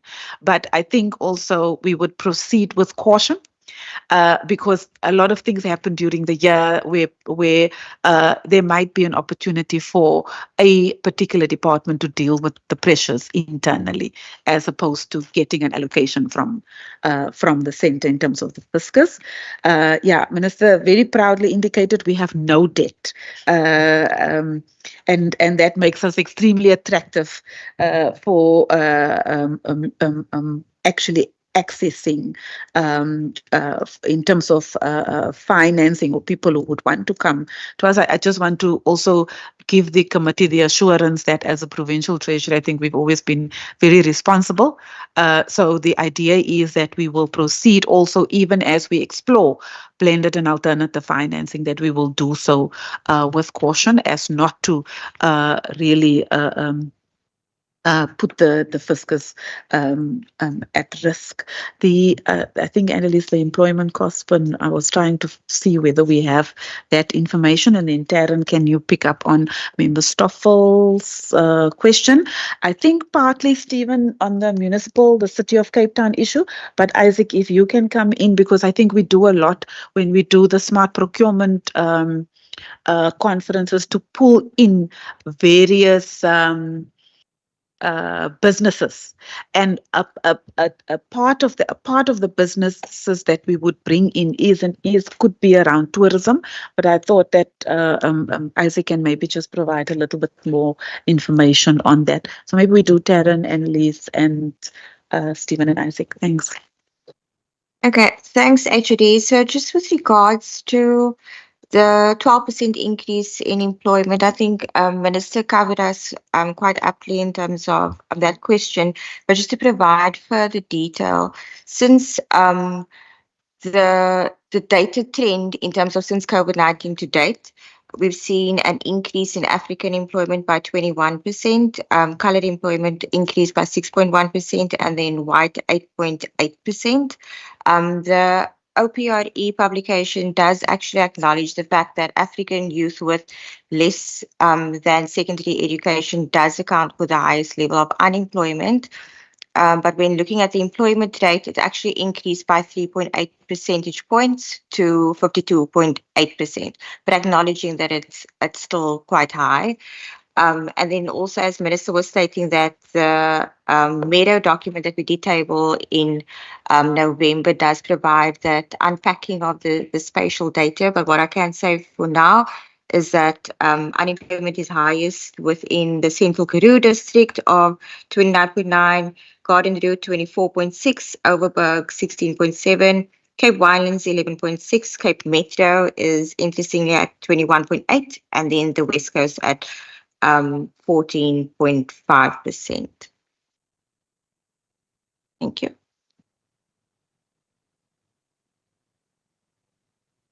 Thank you. So the question I think the question was on the norms and regarding COE. And so what are the norms that we can compare ourselves as the Western Cape in terms of each of the other provinces or even from a national perspective? So we do not have in terms of this year's documentation that norm, but we have in terms of had the national entity GTAC do a study for us on comparing ourselves as the Western Cape to the rest of the provinces. So one of the norms that they use is in terms of each of the per thousand residents in the province, how much head count of each of the provinces towards that 1,000 when we do that. So that's the comparison that is used at a national level. And so when we did that study, the study I think was in 23-24 already. We did that in terms of we came out as the lowest in per 1,000. And I don't actually have, and I don't want to quote for the members a number, but I mean we can provide you what that number was in terms of the outcome in terms of monitoring us per 1,000 residents in each of the provinces and where we compare. But we were the lowest, even when we compare that to the national department. Then the member asked on the 1980 is regarding the economic development, and you were referring to Table 9 in the thick book. So the 1980 in terms of National Economic National Empowerment Fund, majority of that actually went to and I apologize because it's what we call TVET. So let me explain in terms of what TVET is a technical and vocational education and training facilities. So that's in terms of for skills development. And so the majority of that went to, in terms of about 3 institutions that it went to. The error there is that it shouldn't read National Empowerment Fund. It should actually then read in terms of the TVET colleges. So that then in terms of provides that information.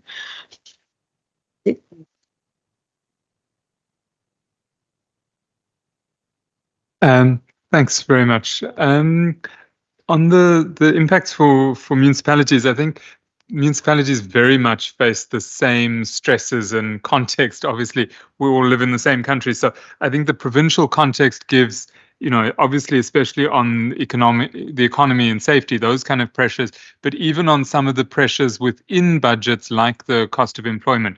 Obviously, municipalities have a different wage agreement, but it's actually a slightly costlier wage agreement than the national and provincial wage agreement. So those same kind of pressures face municipalities. We're in the unusual situation today because of the delay in the national budget that today's provincial budget was tabled on the same day as the City of Cape Town's budget, right? Which doesn't usually happen. But you see very much those same kind of pressures coming through.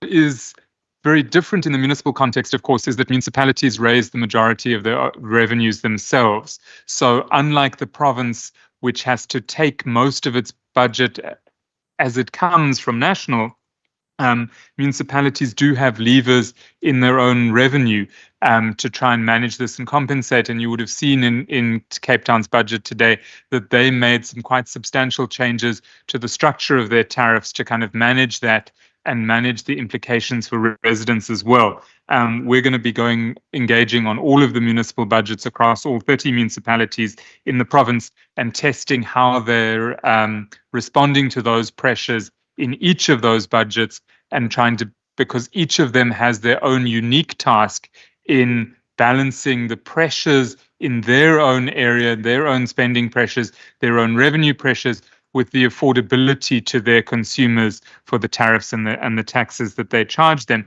But I will just say it is notable and commendable for the city that they managed to table their biggest ever capital budget of 39 billion, which just goes to show that when you control your own revenue, you have the potential to make those kind of investments. I'll hand over to Isaac. Thank you, Stephen. With the reference to the smart procurement conference is an annual conference that is driven by the province, in particular the provincial treasury, and the purpose of that conference is to assist with economic activity on a local level. We started about 5-6 years ago in trying to get the procurement people and the local economic development people in municipalities together, because the intention was how do you use your procurement spend, and the minister indicated that within the province we spent about 21% of the total budget. Within municipalities is actually twice the size.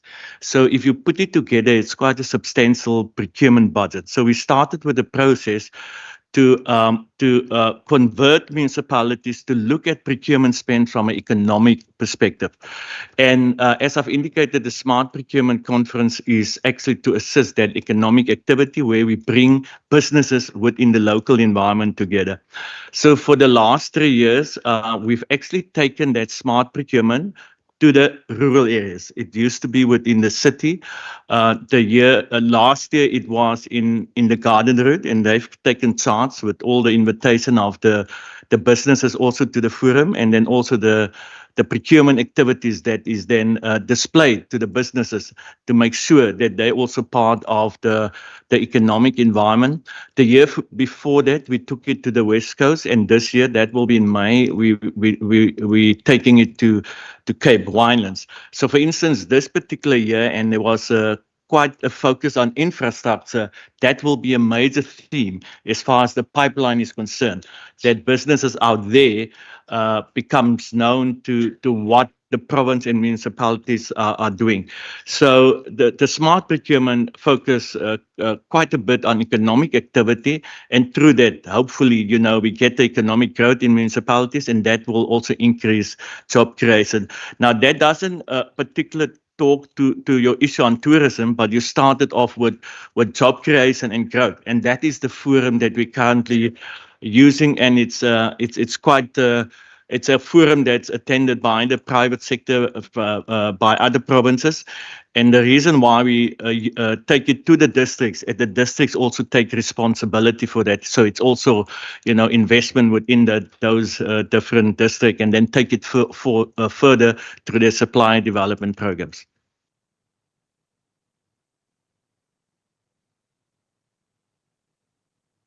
Yeah, I just also want to say, and I know the team knows this already and it's been signed off and that the respective person has put in their golden signature on the documentation.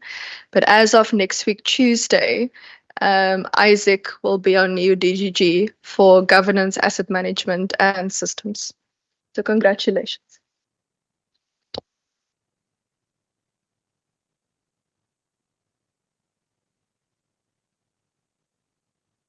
Thank you, Minister and HOD, and congratulations. Members, before we do another round, can I just afford those who have not had the opportunity? I saw Member Norma French at the back, Member Mbombo, Member Bryant, Member Nkonlo. I just want to give those who haven't had the opportunity to ask, and then Member Windvogel as well, in that order, and then I'll come back for follow-ups once we've given everyone the opportunity to at least pose one question. Thank you. Thank you. For me, it's just general in terms of the comments, not necessarily the specifics on the allocation, just for my own understanding. Starting with the remember the Apex is on helping, Apex priority is on helping the business grow and create jobs, equipping you to get those jobs. So that's the Apex. Now, when you go to the distribution of the employment across the districts, I think in the small book, page 13 or 14, I can't remember, where you are making an example of the correlation between a change in food poverty line and employment growth. And then you made an example about the Garden Road. Can you expand more around that? The reason that I'm interested, because you showed in page 13, so you show the correlation in regard to the food poverty line, and then you plotted the districts in regard to their employment. And then you made an argument where you'll find that except for the Garden Route, there is a strong positive correlation. So that is one part.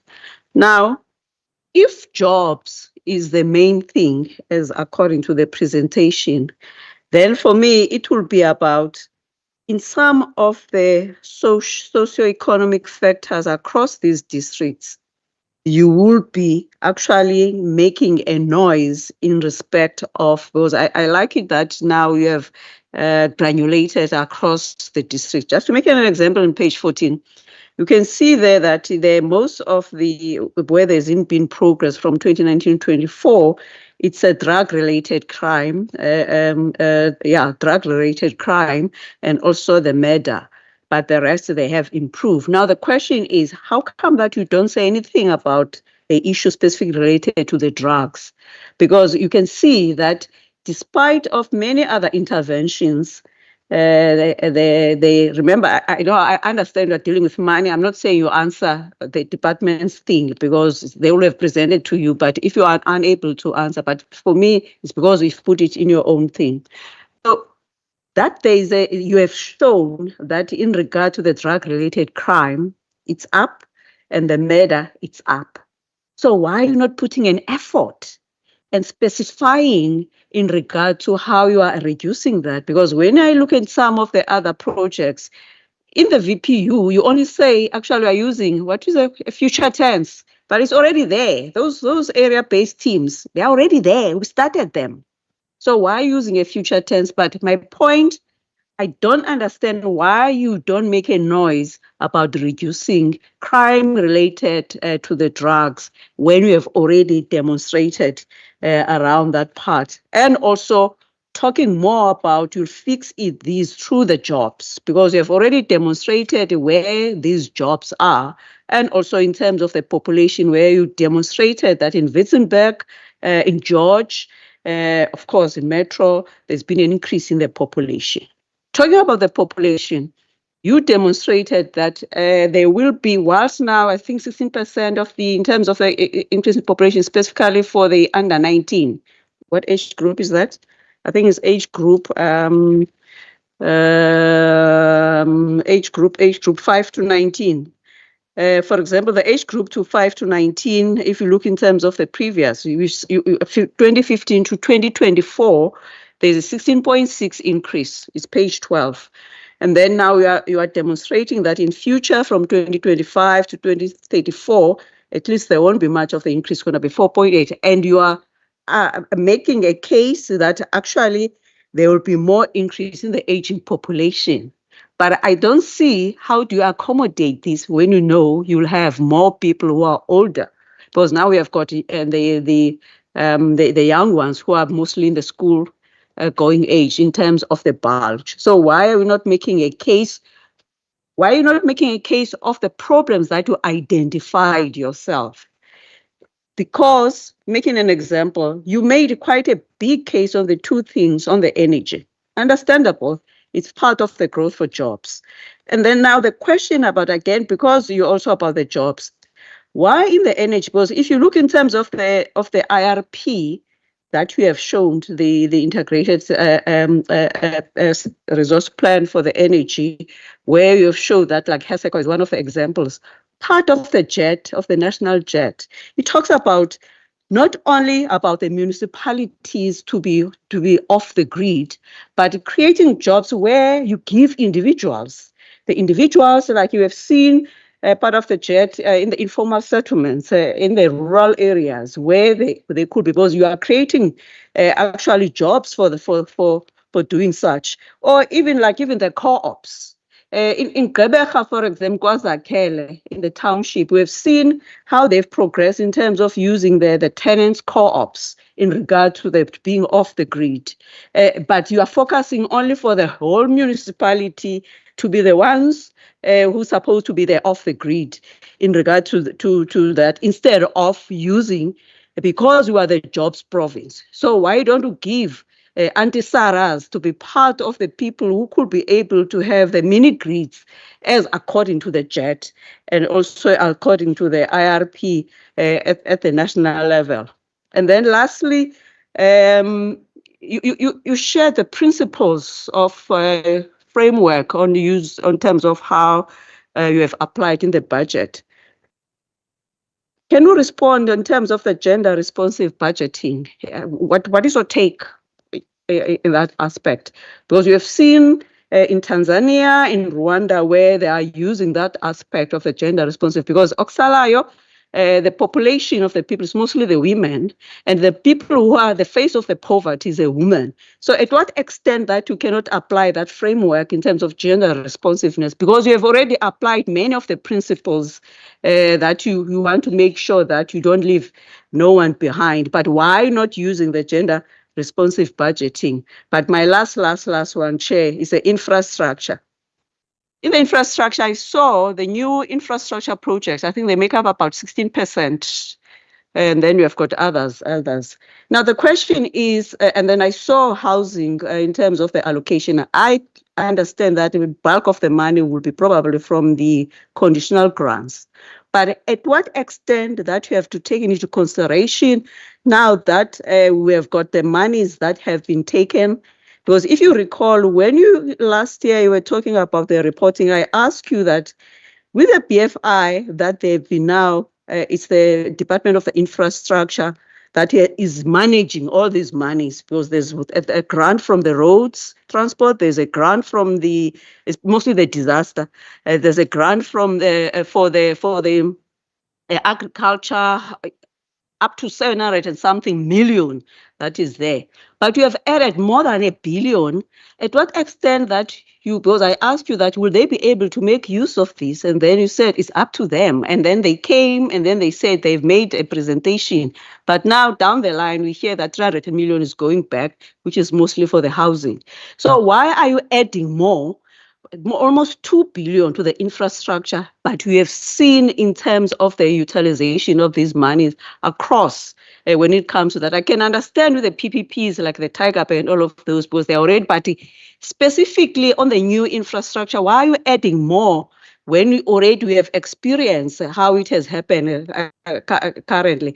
Yes, politically we're fighting in terms of that. Why not? But our experience that always other provinces, they used to take money from them and give it to us. So now we cannot be saying that why from us. It's the same principle they applied when we're excited. They're giving us money from other provinces. So for me, that's why I'm about why are you giving them more? 16% for the whole budget for the new infrastructure. Yet they still have got the disaster grants that they've been part of the BFI. That's the end. Thank you, Member Mbombo. Member Nkondlo, over to you. Thank you, Chair. Maybe let me just start with questions that would just be specific, maybe just to get clarity on what is being said. I just want to understand in the Presidential Youth Employment Initiative, in that grant, whether the issue of the teacher assistant, which during the budget adjustment, we also saw yourself, Minister, in your presentation in this House, indicating that you are availing money for the Department of Education, amongst others, to look at the pressures. That was last year. And here they are again. Here you are again having received money in that score, and we're sitting with a public issue around the teacher assistant. And please don't defer me to the Department of Education. I'm asking you because indeed the budget would be coming to you when people have to present budgets, they come to you with their budget. So that information you have. That's the first question I just wanted to ask. I think partly I'm covered by Member Mbombo in terms of the logics, of allocation and spending. Maybe help me in understanding the per capita allocation. Because I think in one of the slides on expenditure, it explains, I think, Central Karoo being the highest at about 15,000 and something. Does that mean in layman's terms that the cost of service, of public service or giving services is higher in that? And understandably so, because a vast municipality, very poor and all of that. Now, my question is, we're sitting with an issue here we're always raising. Minister is one of the champions from the time she has entered this portfolio. The population growth of this particular province, the fact that you demand more money, we demand our share because we've got many people. Now, such in terms of planning requires that one would be thinking at how, with the various municipalities that we have, how do we manage this population growth? Where I'm going, I'm really worried every time with the increase, especially on infrastructure, understandably so, to the city of Cape Town. A city of Cape Town, if we were to sit at this point and actually even check their own budget, it is very true. That's a municipality that is always, having access of money. Actually, I think on two, if I'm not mistaken, where they've even gone out to borrow money. The recent one, I think, to Germany, getting money for infrastructure. At some point, I just forget where they got the money. So it puzzles me. What exactly is this obsession? Pardon me with that. English is not my first language, so I may be interpreting what the meaning of what I'm saying using a wrong English term. So please don't catch feelings. The point that I'm raising is that I worry to the extent how through financing we're driving the very issue of migration into cities and unable to consider the very other areas, that we are looking at, in terms of spreading the money. So on one hand, for me, is the issue, of this city of Cape Town, that everybody is seeming to be throwing money, even when indeed, as member had said, they've even demonstrated just on housing, that money they could not spend, almost 300 million, which had to be sent to other provinces. So I think in terms of logic of spending, this is the issue that I'm raising, because we're talking about the Mero and everything else. But indeed, when we look at this particular municipality, which is costing us to service it, is the highest. But I'm saying, how are we then allocating money also in terms of infrastructure to build infrastructure? Because we know part of what we gain by increased infrastructure is also the cost of doing business, isn't it? So if this is the municipality that actually from the budget of infrastructure, they only get 1.8%, what is it that we are doing in terms of, how we are utilizing spending to really try and ensure a distributive, but also a way in which, all our areas get an equitable share? So I think that's one of the issues I just wanted to check.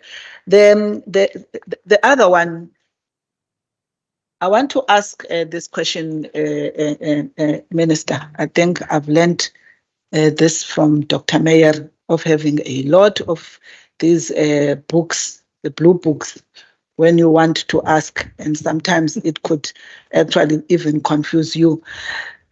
My question here, in the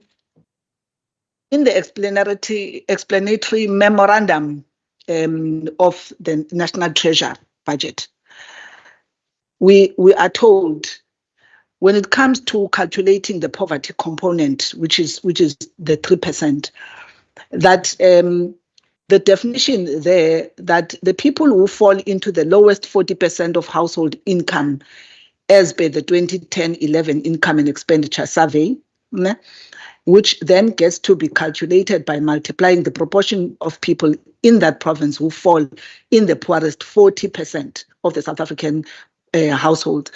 I'm interested to know, in provincial treasure, what is that 40%? What is that 40% of households with income, that would be regarded as poor in terms of that poverty component? Do we know where these people are? And I'm raising this in terms of the pillars that you have indicated, in which through these pillars, amongst others, you want to be driving, the socio-economic challenges. My issue around this is always, I want to understand, when it comes to planning, do we know who are we planning for? Where are these people? Can we be able to say, if we talk about the extreme poor people in our province, where is the concentration, which areas? And I'm sure a minister's favorite book, which is the Mero, should be able to actually tell us, in terms of the entire province. And therefore, what is actually the programs, in as far as the budget is concerned, that will enable us to actually deal with that. My last one is that with them,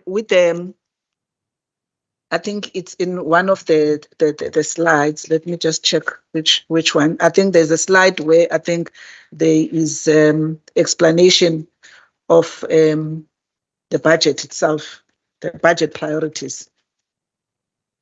Can you find it? It's my last one, Chair. My apologies.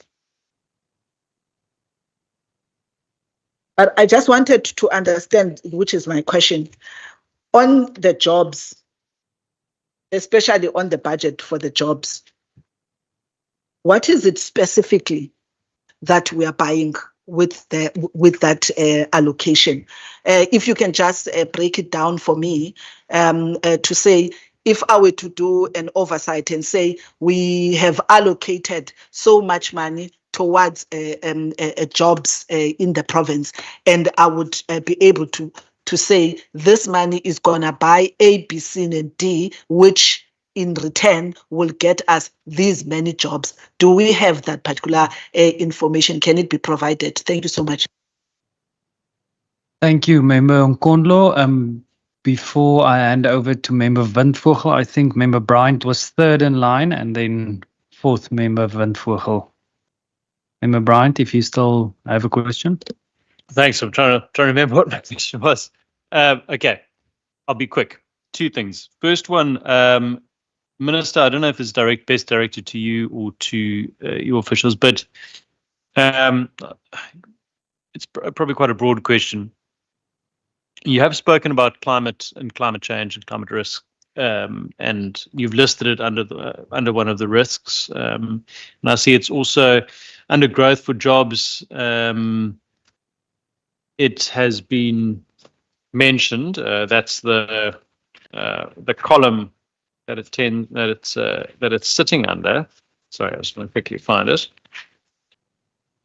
But I think one of the things that we have to contemplate, particularly in an uncertain global political environment at the moment, where financing for climate-related matters is becoming harder and harder to come by, shall we say.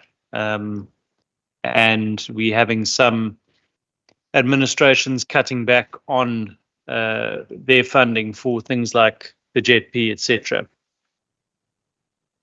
How much are we able to do from a Western Cape provincial government perspective to integrate climate, I wouldn't say mitigation, I'd say more your adaptation strategies throughout the administration? And the reason I mention that is because even though we've listed things like environmental impact assessments, your water security and resilience, I know there's blended financing models and all of that fall under growth for jobs.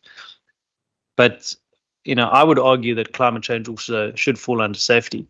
Because if we don't implement adaptation measures, we run the risk of being caught in some serious financial and humanitarian crises going forward. But it also impacts infrastructure, it impacts local government, it impacts agriculture. And I really think that going forward, we need to try and find a way to cater specifically for climate change adaptation as a particular line item. Because at the moment, mitigation for us isn't really going to have a significant impact on global climate, in particular with certain parts of the world reverting back to digging for more coal. And then just very quickly, secondly, the huge increase in spend in the Karoo region, we welcome that. But I do think that when we were there during our visit, and you were present in that meeting, as was the chairperson, where we did, and I think everybody here actually, where we discussed the financial recovery plan for Beaufort West and areas like that. How confident are you that the region is going to be able to spend the increased budget? Because that's obviously a challenge. And it seems to be, something that hopefully can be addressed with the cooperation and the assistance of some of our officials as well. Thanks. Thank you, Member Bryant. Member Windvogel. Thank you, Chairperson. I realize ek is 'n stiefkind hierso vandag, but I accept that term. Chair, I think I'm covered by Member Mbombo and also Member Nkondlo. So mine is just a general concern.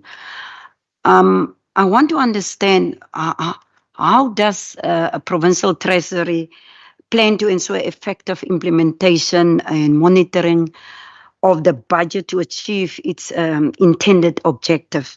Because we all know that Human Settlement Department return unused funds which have a negative impact on future allocations from national government, and it also have a negative impact on service delivery. And it's essential to ensure effective management and utilization of allocated funds to avoid these type of issues. That's mine in short. It's just a concern I want to understand. Thank you, Chair. Thank you, Member Windvogel. You are never the stiefkind in the house, so I'm sorry for that. Over to you, Minister Najudi. Thank you so much. I think I'll somewhere start by Member Windvogel. And you see a stiefkind there. I think even in my previous head chair, I was always very excited when people who don't sit on budget comes to budget, because budget committee is also about trends across departments, and then in your vote or in your budget you go down into granular detail and get what the departments, the nuts and the bolts, whereas the budget committee and treasury, what we try and aim to do is kind of give this overview, kind of give the trends and where we're making progress and where we can have areas for improvement specifically. In terms of monitoring and evaluation and implementation and human settlements is on track to achieve their spending. 100% of their spending. The National Department of Human Settlements numbers, it's based on incorrect data, and I know that the human settlements component in our Department of Infrastructure will be challenging the figures. I know Gauteng is having a similar problem, and there are 288 million rand in invoices for work already done that needs to get paid. Someone has to pay it. So the money being taken away doesn't mean the work is not being done, that the money mustn't be paid. People must get paid for the work that must be done, but we're on track to spend our money. We're on track to deliver in that regard. And I spoke to the Finman in Gauteng as well, and I am aware that he will also be raising incorrect data from Gauteng at a national level. And I remember him telling me that he also wants his money back. For their department in terms of human settlements. I even phoned a colleague in another province that will be getting extra money, and I gave them a heads up and I said, it's not about you. We're not fighting with you. It's not that we don't want your particular province to get money, but we believe the money is allocated on incorrect information, and the Department of Human Settlements will be challenging it. And in terms of putting their case together and putting their case forward, the Treasury will be assisting and taking up that conversation, both with Department of Human Settlements and National Treasury. I even phoned Finman and I said to him, I know that National Treasury doesn't make the decision to take the money away, you just gazette it. So you actually just also an administrator of the money being taken away. But I wanted to give him a heads up to say, and he said, no, he understands. He's not the decision maker of the particular money, but we will have a conversation as to what exactly the National Department did in terms of the data that they put on the table that they made their decision upon. So in that regard, how confident are we that the money for Beaufort West will be spent? The money for Beaufort West must be spent, and is Isaac here? Other Isaac or other Stephen can speak to that, because Beaufort West is also Isaac sees baby. So money must be spent. We're giving grant money to Beaufort West, lots of grant money. They're going to, if I remember correctly, also get grant money from National Treasury. So they're getting water money from Treasury and energy money from us. And there's also financial planning money that they're getting from us. I think the energy money was regarding the cost of supply studies and the revenue and meters in that regard, and the revenue enhancement as well. And then from National Treasury, they're getting the water money for meters. So what we try to do also with our different grants across the departments, we don't want to duplicate. So if you're going to get water money from one, maybe you'll get energy money from us, and maybe you'll get something else from there. You know what I mean? So for different municipalities, we will take into consideration also what you're getting from different government departments, and then we try to augment that. But Beaufort West is getting a lot of money from different spheres of government, and they must spend it.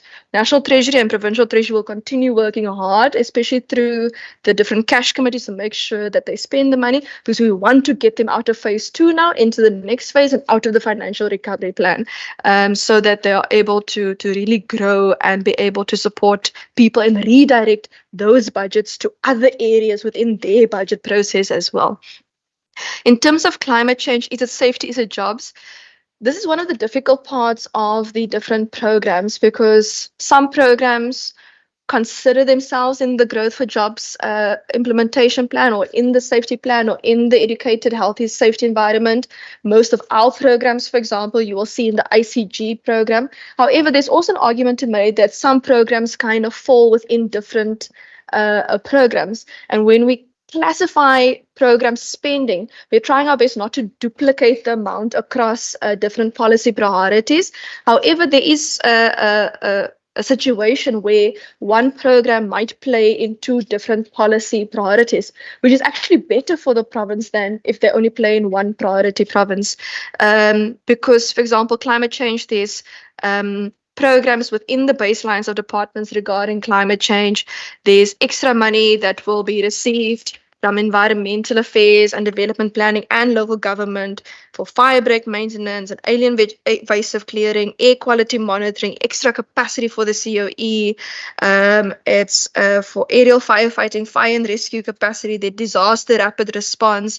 Agriculture also has alien vegetation clearing in the land water use associations. So that particular program we mentioned, and the river canal clearing and so on. So climate change programs also fall within different departmental votes. Energy programs fall into different departmental votes. Also, we can be energy resilient. The water programs fall into different departmental votes.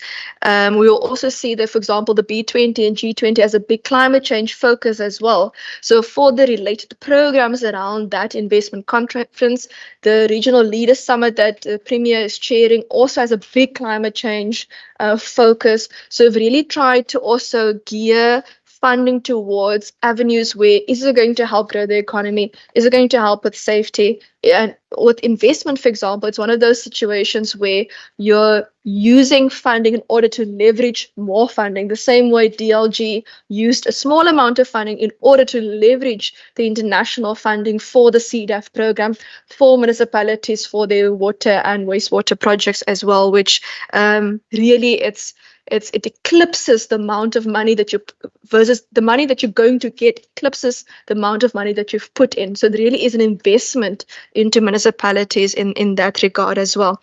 I do think, and this counts for all of the respective growth for jobs programs. And I know Member Nkonlo also mentioned where do we get the particular jobs programs and where the programs from. So what we've tried to do is we've tried to take the main programs from each a priority, and we've put that into chapter 3 of the OPRE. So you'll see the different departments and the different respective programs under each policy priority.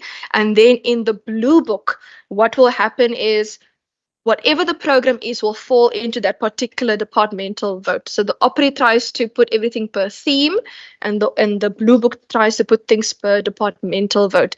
However, and maybe this is some homework I might be throwing back to Member Sipa. I know Min Meyer is the lead for Growth for Jobs policy priority, and I know he would absolutely love to be able to tell Parliament about the different implementation of projects across departments, across votes, and how this particular pot of funding, pot of programs will enable growth for jobs and employment and in our province. But just an idea. In terms of spatial planning, where poorest persons live, and data, because I'll start from the national poverty component. The national poverty component makes up 3% of your provincial equitable share formula, and that you correctly mentioned in terms of the income and expenditure. The last update to that was 2010-2011. Yes, 2010-2011. And Stats SA was supposed to conclude the new information December last year, but then they came back to National Treasury saying that the data is not concluded yet. So we are hoping that for the 2026 MTBPS that the data would be updated and plugged into the PAYS formula in this regard.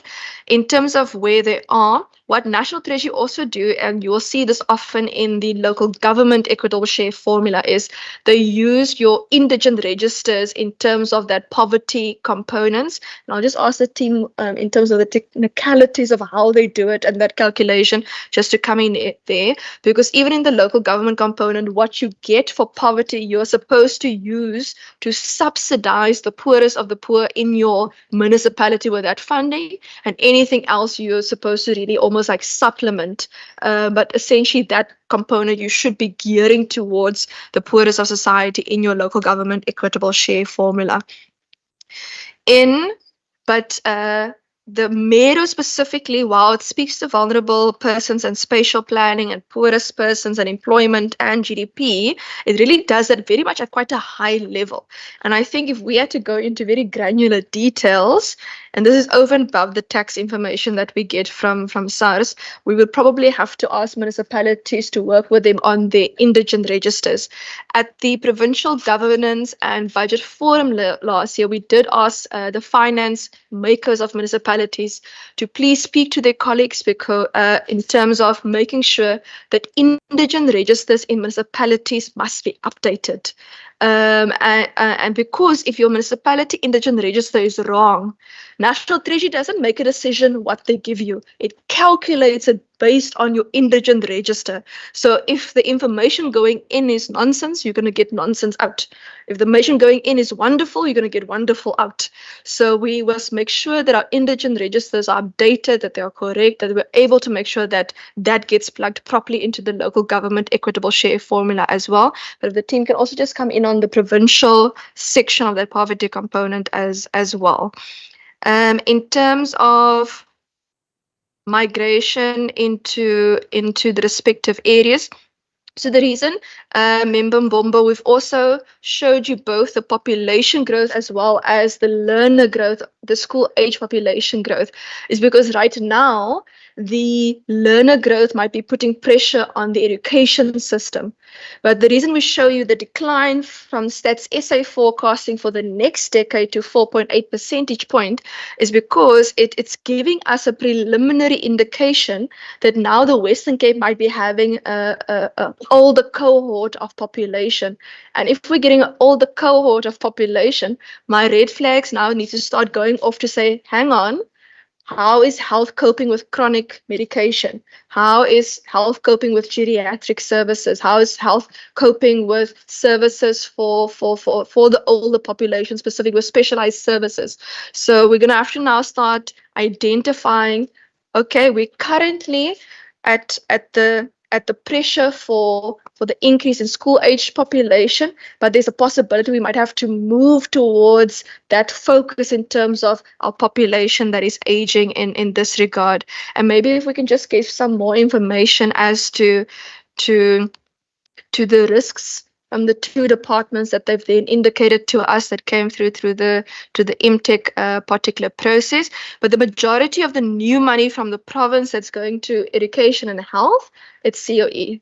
It's really to deal with compensation specifically, and that's in. Sorry, I wrote the page number down here somewhere.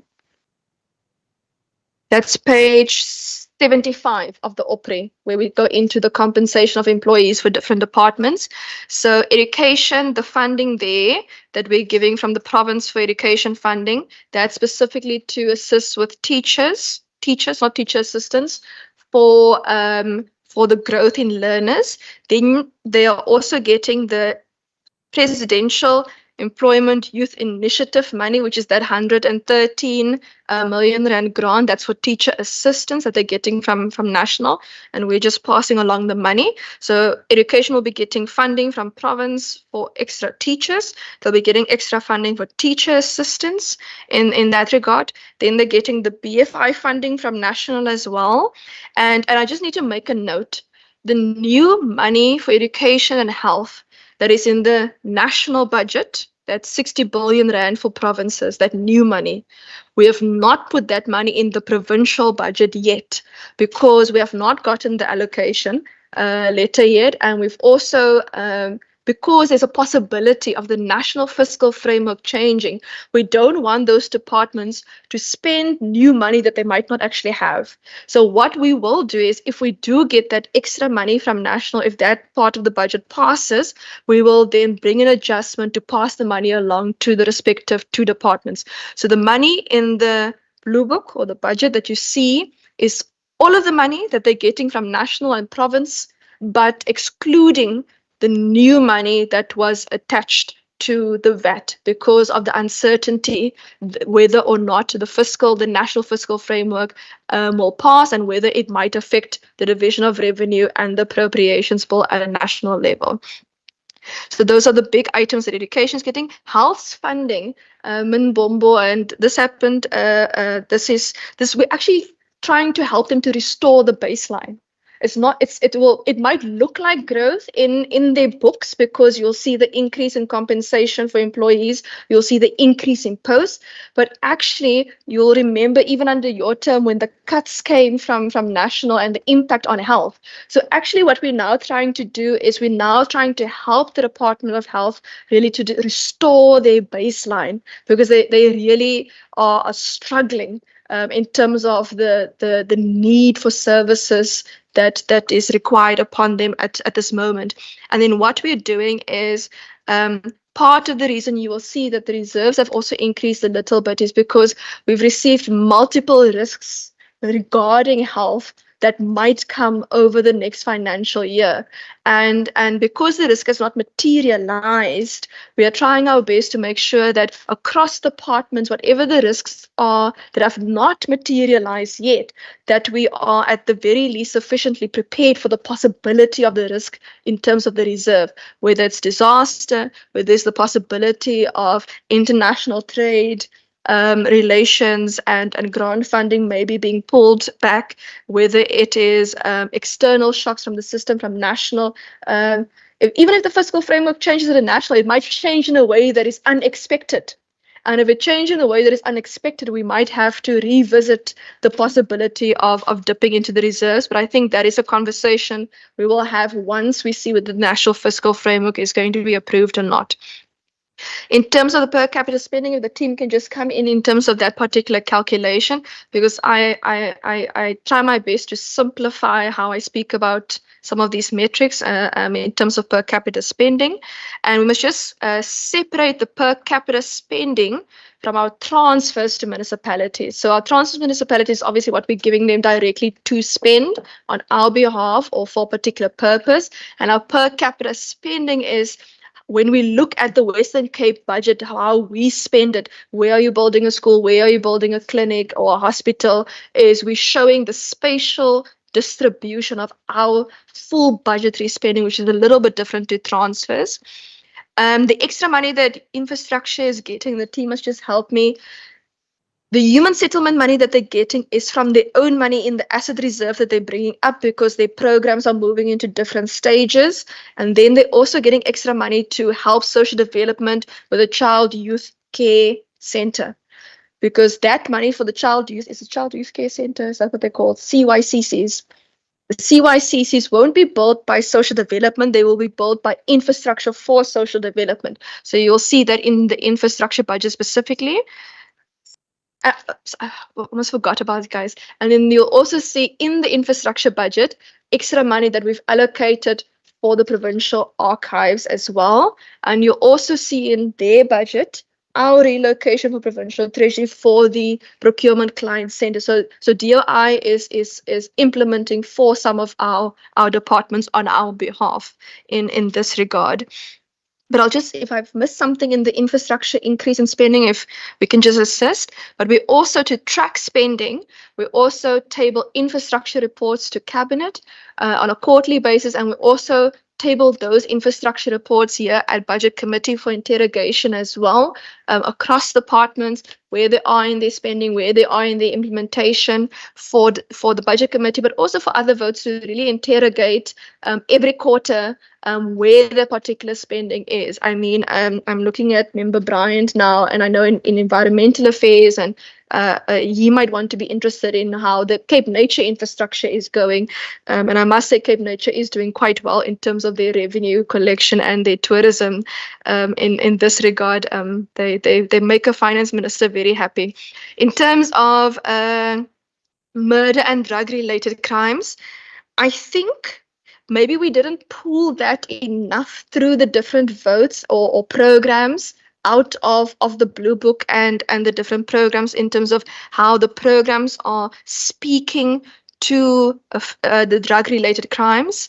I think we focus a lot upon how it maybe responds to the murder rate and not necessarily enough to the drug related crimes. But if what we could do is either that can be asked through the respective vote and the committee, but it might be across different votes, or maybe what we could do is we could actually ask, what do they call themselves? There's a committee cabinet cluster on them as well. Is it violence prevention that they call it? I'll actually check, but maybe we can pull some of the information together on how the programs respond to drug-related crimes. But in different votes, we can also speak to these items. But if the team can also, is it safety steercom? Okay, it will be through the safety steercom. And maybe if I've missed any of the programs reference responding to the murder rate, if we can just maybe augment some of that information. Jobs correlation, food poverty, granulated across districts. Absolutely, I completely agree with you on this. So what we've done in the Mero specifically is across these different metrics, whether it's Gini coefficient or GDP or employment or food poverty, for example, we've tried our best to show in which districts and particularly in which municipalities it's coming up the most. But like we've said, also it's a correlation. We can't 100% say it's causation specifically. However, when you look at the correlation, it does show a very strong trend that where districts and municipalities are growing in terms of employment, growing in terms of growth, that you also see lower levels of food poverty as well. You also see a correlation, and maybe Taryn might be able to assist us with this, how closer you are to food sources, you also see that that also comes through in some of that food poverty and nutrition component. And we have nutrition programs across some departments, social development, health, education, and agriculture. We have programs addressing food poverty. And I know that nutritional programs, and especially with humanitarian relief, we've upped the funding there for social development. In terms of, there was another nutrition one that I'm missing here, but maybe if the team can just assist me if I've missed a nutrition program somewhere. It's health, it's education, agriculture speaks to nutrition and food, and I think they actually call it food security. Oh, it's MOD, that's the one I'm forgetting. So MOD, when you look at the budget book, and this is an accounting change, you will see MOD decreasing in the education vote, but you'll see MOD increasing in DCAS. It's not a decrease of the program on the ground. It's just a movement of the MOD from the education vote to DCAS. So you'll see that accounting change happening, and nutrition also gets dealt with in MOD then from a DCAS level. I'm just trying to make sure I've covered gender responsive budgeting. I know National Treasury has a framework, and I actually think the best department that deals with gender responsive budgeting is the Department of Environmental Affairs, if I remember correctly, under Karen Shippey, who 2020, just before 2019, presented actually to the Environmental Committee, if I remember correctly, how they're responding to gender responsive budgeting. But perhaps from a Treasury side, if we can just also come in here. I know that, and is Paul sitting here still? Paul, yeah. And I know from Paul's side, because we deal a lot with data information, we're trying to pull through how our budget can be climate change tagged. Not quite there yet, but we're trying to do that. But if we can get something like that correct, then maybe we can start tagging the budget with other mechanisms like gender responsive tagging, like safety tagging, like growth for jobs tagging.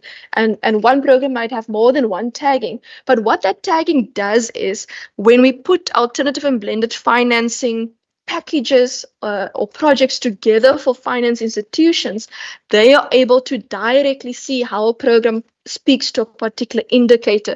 For example, I know that the French Development Bank looks a lot at climate change, a lot at water programs, a lot at inequalities, and a lot of technology programs, whereas German Development Bank speaks a lot of, they look a lot at the outcomes related to jet IP and energy and in that regard, because every country also has their own policy priorities that they wish to like to see programs coming through in this regard. HOD. Thank you, Minister. I just want to touch on Minister's last point in terms of gender responsiveness and acknowledging acknowledge that I think a couple of MTBPSs ago, we had actually quite a bit of a write-up on gender responsive budgeting.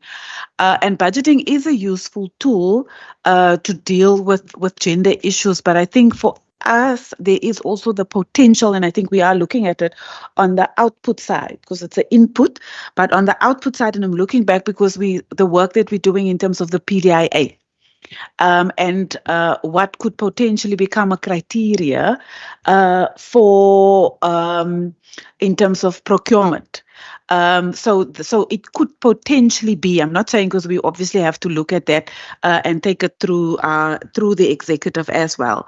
So that's one area, but also in terms of what we are spending currently, in terms of our procurement, we do spend the bulk of the funding actually does find its way into female-owned businesses. So it's not just on the budgeting side, Minister. I think there's a lot that we are doing also on the implementation side. In terms of gender responsive budgeting and expenditure. Then just in terms of, and I want to ask Malcolm just to pick up on the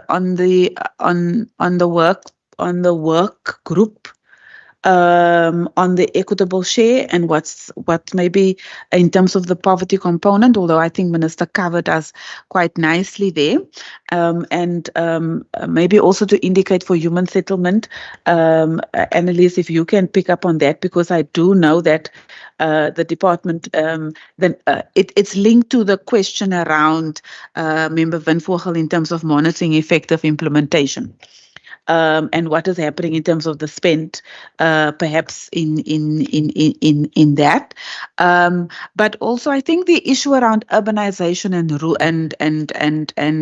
the migration towards cities.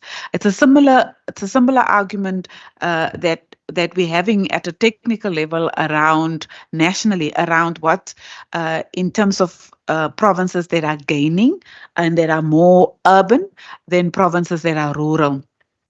And I think we still find ourselves as a collective in a position where we need to respond to urbanization.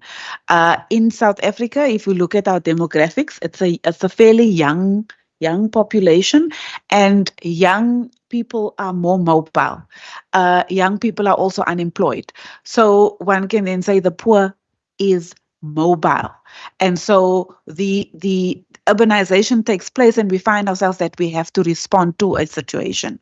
But be that as it may, I think the work that we're doing on the local government side, especially on revenue enhancement and supporting municipalities where there is perhaps out-migration towards the city.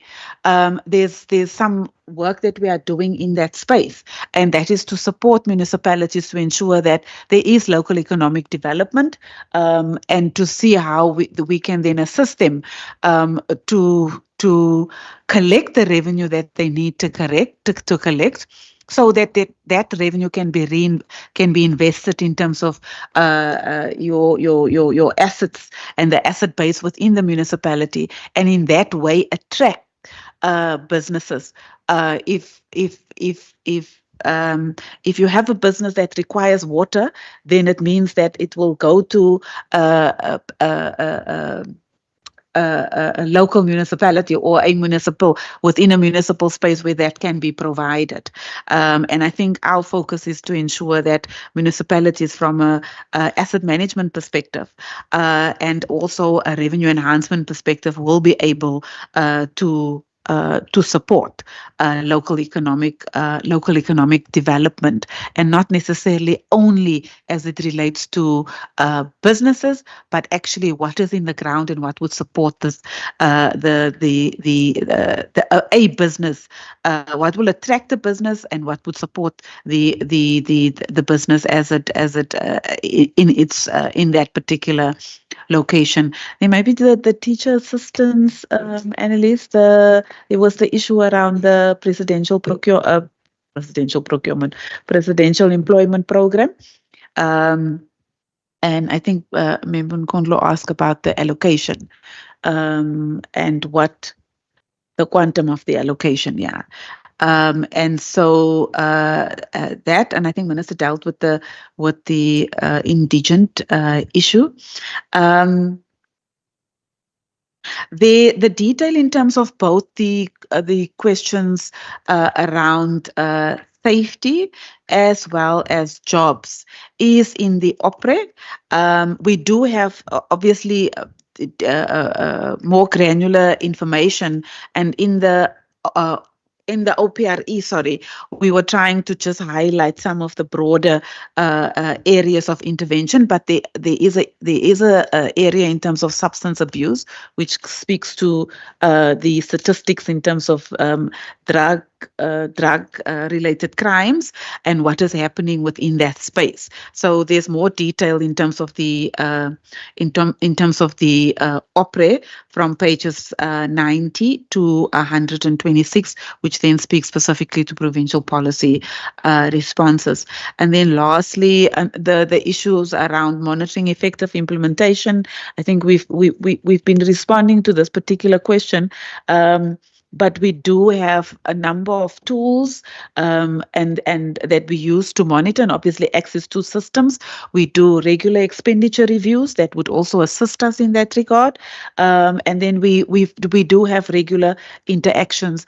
Departments do follow the PFMA. If there is a risk, they would formally notify us in writing. We will formally respond, but on a daily basis, we would engage municipalities, departments in terms of their spend, and where need be, follow that up with a meeting as well as a letter. But we do have a number of tools at our disposal to allow us to do effective monitoring in terms of implementation, other than obviously on the infrastructure. In terms of infrastructure, we do go and visit sites, do site visits, and we then engage the departments around that. I think, Annalise, if there's anything else that you would like to add. Infrastructure Director. Oh, yes. Yeah. I think the question in another committee was whether we have filled the position. The gentleman, Ziad just waved there. That is the Director Infrastructure appointed. Thank you. Thank you, HOD. With regards to the provincial equitable share formula, National Treasury and the work group has completed the review of the formula. So I think the good thing is now that we can, the different components of the formula. I think where we are now going to is to overhaul the formula, because the point we try to make to National Treasury is that the formula served a purpose in a particular purpose in time. So to maybe look at reweighing some of the components, like giving a bigger weight to the economic component as opposed to poverty. So currently, the economic component is only 1%, and the Western Cape share is 14% of the total economy, but we get a relatively small share because of that 1% weighting in the formula. I think of concern then is the other areas which got bigger weights, like education at 48%, we only get a weighting of 9.9% versus a total average of 10.4%. So the 10.4% should be the benchmark across of the formula. On health, we on par, and in poverty, our weight this is much lower at 6.6%, because we've got lower poverty risk relative to the other provinces. Thank you. On the presidential employment stimulus, so the allocation is a once-off in 25-26, 113 million rand. That information is also found in terms of on page 63 on the overview book. And so at this stage, we did not get in terms of the details on what we could spend the funding on if it's only teacher assistance. Previously, presidential employment stimulus that the education sector received was for teacher assistance as well as assistance in the school. So what we mean by that is administrative assistance within the school, but then also there was assistance that where they could employ, for example, in terms of to assist like with maintenance, day-to-day maintenance in terms of from that perspective. So it was way broader. At this stage, we're not sure in terms of what that is, mainly because this allocation came at the very last allocation letter that we received for the 25 budget process. So it was not part of the entire budget process as an allocation. So just in terms of the more detail on that. Thanks. Thank you very much. Members, final questions. I saw Member Petrus earlier. Member Petrus, over to you. Thank you, Chairperson. I want to know, was economic crime identified as a risk, and what is the impact of economic crime on the economic growth for the Western Cape? And then what will be the benefit for upcoming SMMEs and business people in the townships and in the province? What will they benefit out of this budget? Especially those people in the townships. Thank you, Member Petrus. Member Nkondlo. One follow-up, Chair, and a new question. My follow-up is that on the indigent register, Minister is talking about any indication by when can we expect the municipalities to have concluded or updating those indigent register? And in the absence thereof, is it possible to at least get the data that tells us, in the Western Cape, what's the number per municipality, of households that are defined as indigent? My new question linked to Member Petrus is around the cost of crime in the economy, particularly. I think an issue we always raise as the opposition around the township and informal economy in particular, with the extortion that has been the biggest issue and increasing, particularly in the Cape Flats. Is it a matter that preoccupies Treasury when you are crunching your numbers in terms of financing, that there's a peculiarity that is happening on a daily in the areas of the Cape Flats when it comes to the extortion, which actually has expanded into schools as we speak? So I'm trying to understand whether in your conversations, especially with the departments like the Department of Safety and with the budget that also one is seeing in here, whether that is a matter that is receiving any attention in terms of financing and saving that particular economy. Thanks. Thank you, Member Nkondlo. And the last Member Masipa, over to you. Thank you, Chairperson. I've got a follow-up questions, and then obviously I've got a new question. So, Chair, with regards to the blended finance, there's probably a low-hanging fruit in Casidra, in the Department of Agriculture, because they do get allocation directly into their institution. So I think that's a low-hanging fruit.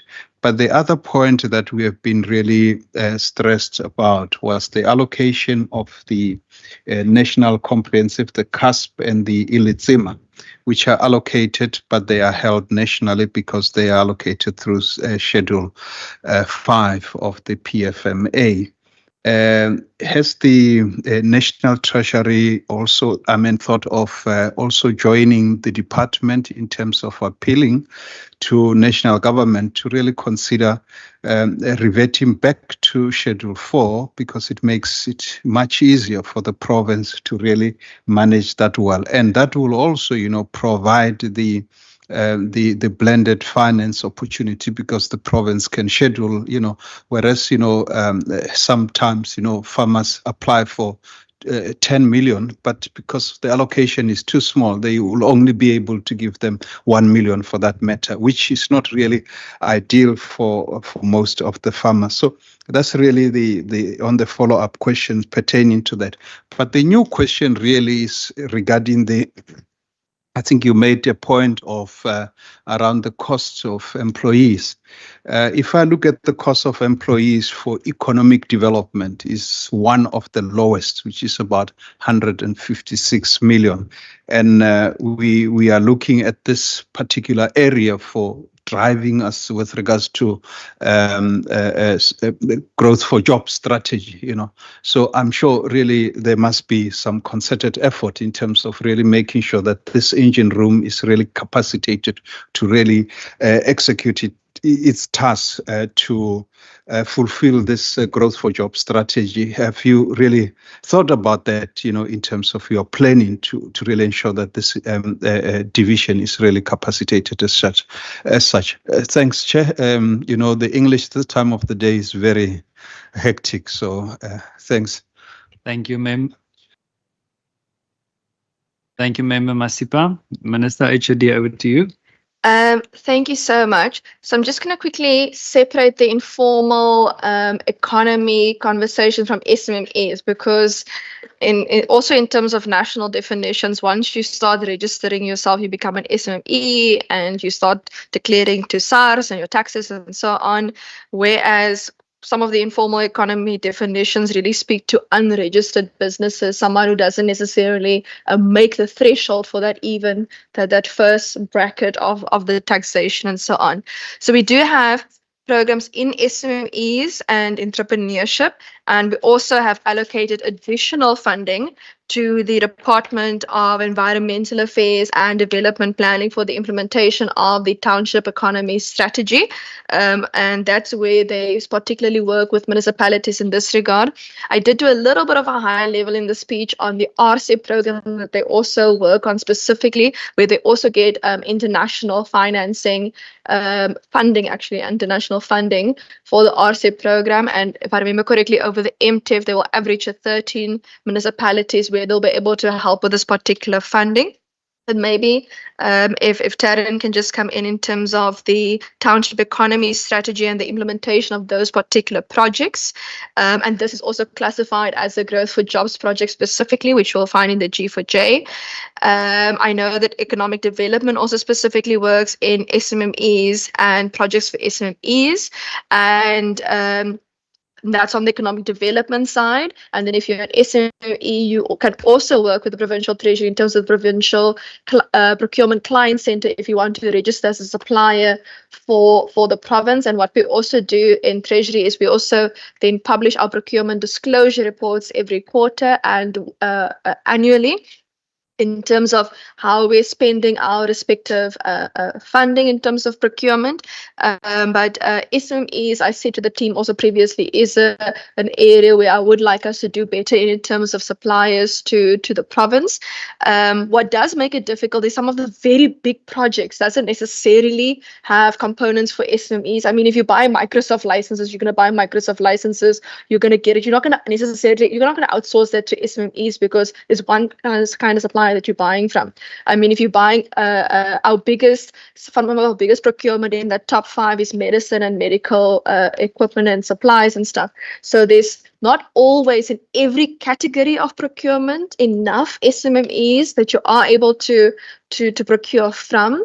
But maybe Isaac, if you want to come in, like what are those type of procurement items? Where are we currently in terms of, because I think in the past quarter we did increase a little bit in the SMEs, but that's per quarter, not necessarily the full budgetary amount for this financial year. That is coming in terms of those particular figures.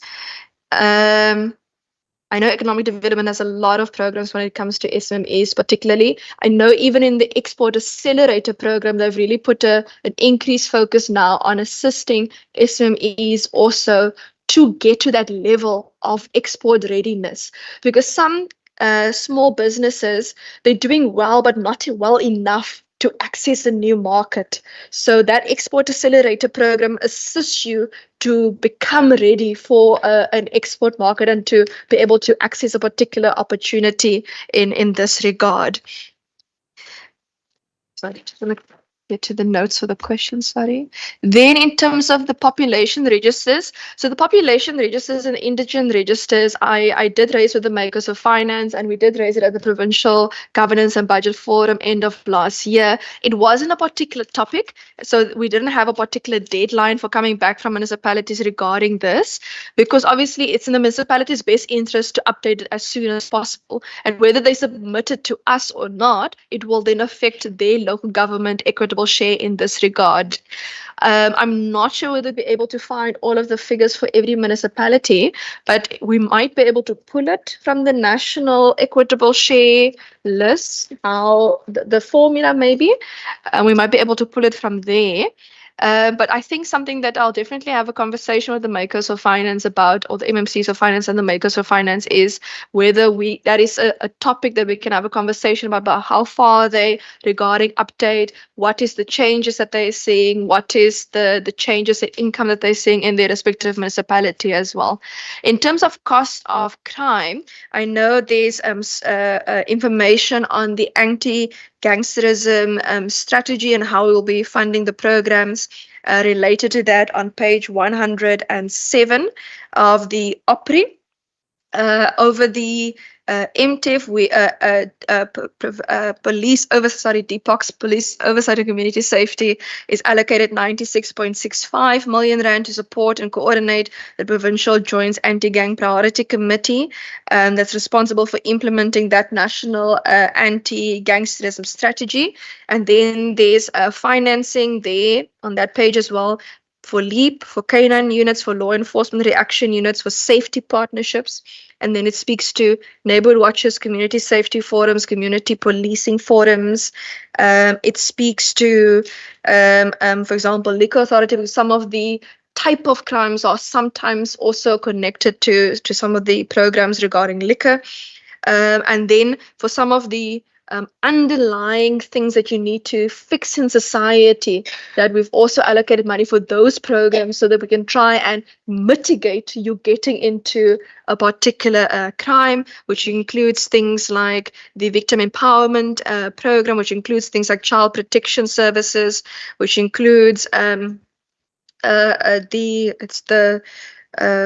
I know we're increasing the subsidies across different programs in social development, and we really had to increase those subsidies because those subsidies haven't increased in quite a number of years. So the reason that is also so much above inflation, if I remember correctly, for DSD we increased the amounts for the subsidies by 10.94%, which is I think almost more than double the inflation, because we really need to be able to assist them with the pressure in the system.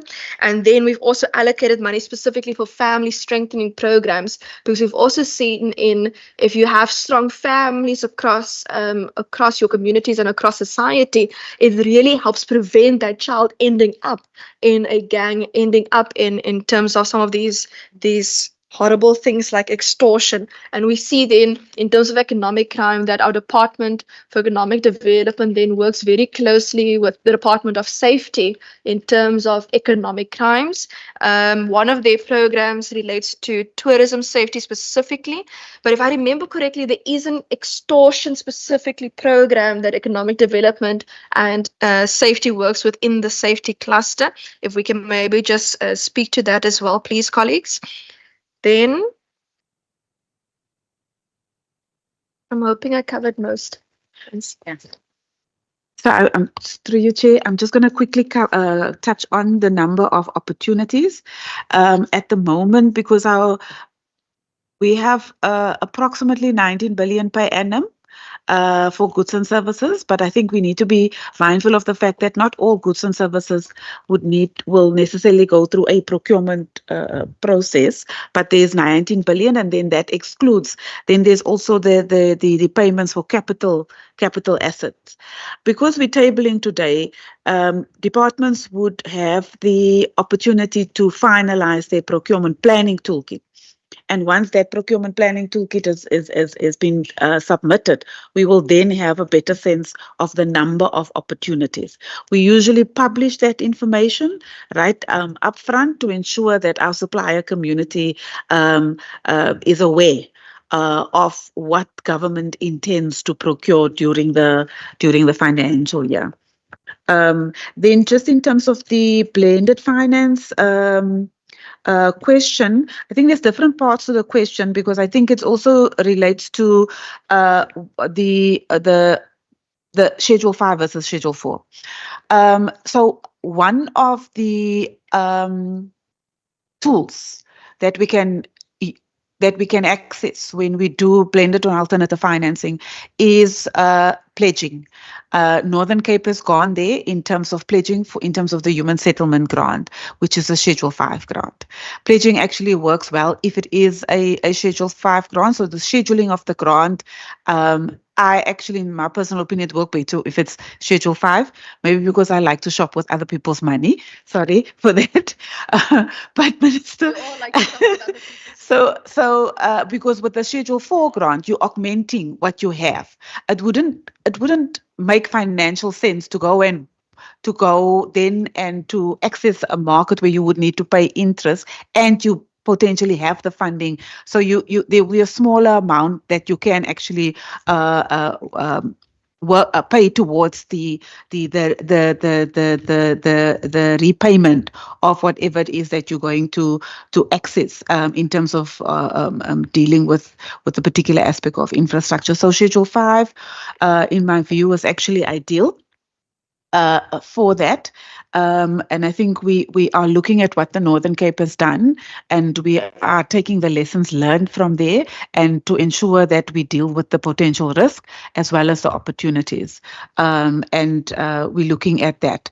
The other part to the question, National Treasury is also busy with the grant review process to see what of these grants should we actually just factor into the equitable share over time. So CAS and Ilima, let's say, came up as one of those, and that process is still ongoing. So I think it's in that process or regard that we would want to look at whatever grants that we have available, but especially in terms of blended and alternative financing. I think Minister answered the questions. Oh, Minister wants to come back in. Sorry, just on the, I completely forgot. I forgot to answer you on the cost grant and whether the Schedule 4 and 5, the changing, whether I've raised it. I did raise it with National Finman in the second last budget council committee regarding because there was changing of conditions to the grant, as to also because now you have to appoint the new capacity also, so that kind of decreases some of the other funding within the grants. Like the conditions have changed basically on what you can use the grant on. We have raised it with National, but I've spoken to Min Meyer informally, and I know that he's also having conversations at a national level. So usually from national and provincial treasury side, we try our best that within the respective sectoral department that they first deal with a particular matter, especially if it's a conditional grant, because that is the accounting office at that particular national level that will communicate with the accounting office at this particular level. By the time it gets to a national treasury level, there's always an assumption that the sector has had a conversation. Sometimes it doesn't happen, and then it gets to National Treasury, and then both National Treasury and Provincial Treasuries, we deal with it, and we try our best to find solutions going forward. But I do think that the two agriculture departments are still in conversation in this regard, and if I remember correctly, I think the sector across provinces are still in conversation regarding the conditions of their grant and whether or not should remain a grant or get phased into the PES. Chair, we'll just deal with the TDAT compensation issue. Annalise? The member's quite correct in terms of we have the growth for jobs strategy, and it's all in the speech. And so what then is from a COE perspective, how then from a capacity and capability perspective are we then responding within COE? It was raised as part of the budget process, so much so that the unfortunately, in terms of to respond, in terms of what that would require, meaning the evidence in what kind of COE, number one, the kind of skill set that would be required, converting that into the actual posts that would be required, that would be part of organizational design process that needs to happen. That the department is undergoing. It was not completed. That review has not been completed in time for the 2025 budget. And so as what we were told is the fact that the timeline the department is working towards is probably only going to be July, August of 2025 that we'll be able to have that review. However, noting that it is important because we cannot also wait for a review, we then made an allocation of about 4.6 million rand for each of the, so for 2.3 in the first year and the second year towards any capacity that they would need immediately in order to respond to the strategy. Thank you very much. Members, does that conclude our questions to the Minister and the department? or any other final burning questions? My English is finished, so we can finish. Thank you. Thank you very much. Minister HOD, any final remarks from your side, if you have any left? Chair, I just want to say really thank you to the committee members and to yourself, because when you guys ask us these questions, sometimes it also helps us to try and think about how we can bring some of these items into the next budget process. For example, we actually asked one of the questions member Stoffel asked us earlier is why do we table the Mero separately from the Pero later? So we actually went back to the municipalities and asked how does it assist your budget process? And we really did ask them is if they wish to see a change in when we table the Mero, they can let us know and we can work on it. So we do take some of these things back and we try and brainstorm what is in the best interest for either a department or municipality or for the residents based on the respective question. And we really appreciate that. It was a very difficult process, Chair, I'm not going to lie. Especially it was my first budget process with the team in a completely different capacity. And we were also faced with a lot of pressure in the fiscal environment.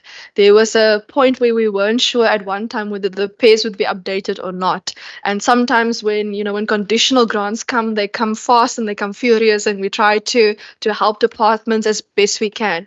We help departments when it comes to BFI funding. We help departments and municipalities with BFI funding, actually, and ISA funding.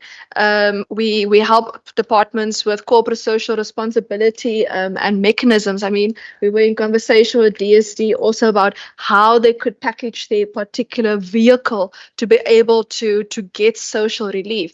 So there's a lot of behind the scenes work that sometimes is not a budget item that you see on a book, but it is work that the team does. And even this summary booklet that we have put together is a new innovation. The fact that we are able now from provincial treasury side to be able to predict national growth is a new innovation. We've really tried to also put extra information in terms of our different chapters and how we do things, pairing it by theme, but also you can be able to see it per vote in the big book. You will see a lot of information on infrastructure in the infrastructure investment book, both from provincial level and how it plays down to municipality level. And just thank you so much to the team. It was very difficult. And Chair, you will know in your finance hat that we've had a lot of capacity constraints, but hopefully with the tabling of today's budget, you will see some good nuggets coming towards capacitation within Treasury and also capacitation. And I know I'm very hectic about capacitation for the Gambling and Racing Board, but it's because we need to be able to collect those extra taxes that are due to the people of our province through the fiscus. Thank you so much. Thank you, Minister. HOD, anything from your side? Thank you, Chair. Other than to say thank you to Minister, thank you to the committee, and thank you to the entire team. I think we're looking forward to a good night's sleep. Thank you, members. We just have last bit of administrative issues to deal with, but Minister HOD and your entire team, thank you for being here, and you are free to go. Thanks.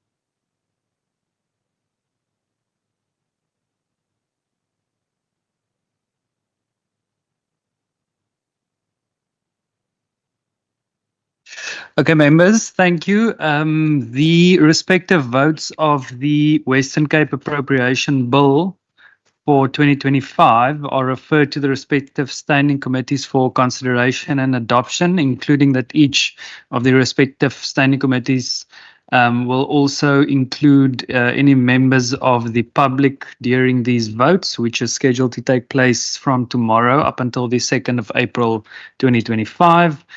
We will then consider these reports at a virtual meeting scheduled for the 3rd of April 2025 from 8 till 9 in the morning. And we will consider and adopt the various standing committee reports, including its own report of the Appropriation Bill 2025.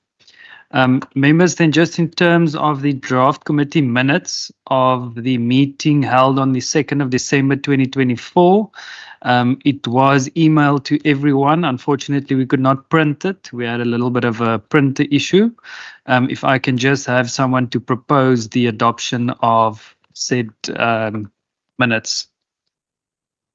Eric Wessels will propose. Thank you, Member Wessels. Someone to second?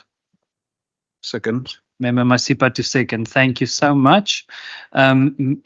Members, then just in terms of resolutions and actions, we have one resolution as minuted by the procedural officer, Mr. Davids. If you can perhaps just read the one resolution that you have, and then I will afford the rest of the members the opportunity for resolutions.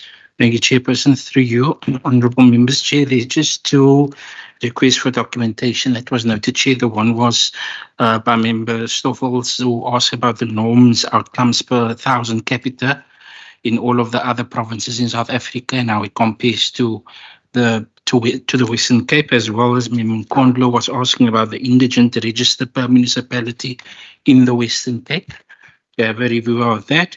And then Honourable Nasipa was asking about how does the Western Cape compare nationally in terms of cost employment, employees per population of the Western Cape.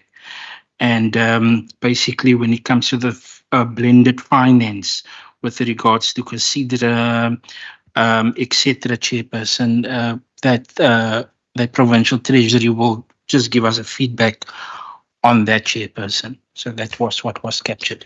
Thank you, Mr. Davids. Any other resolutions from members? I see Member Kondlo, I see Member Petrus. Member Kondlo, please go ahead. No, thank you, Chair. Can I request, I think we have an outstanding from the department, if I'm not mistaken, to come present the fiscal futures, isn't it? Fiscal futures.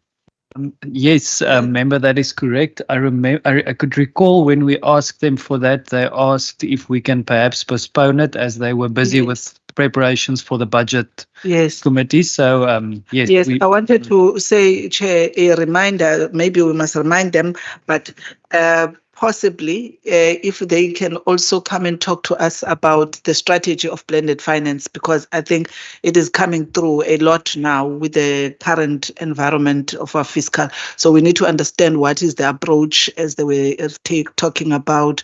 Also the fact that we don't have debt as a Western Cape, meaning that they will be going to the debt markets. So I think it would be prudent for us to get that presentation maybe joined in with the fiscal futures. Thank you, sir. Thank you, Member Kondlo. Member Petrus. Chairperson, we speak about talk about economic growth and jobs and everything, and it was in the speech as well of the minister. But and they identified crime and all this stuff. You see.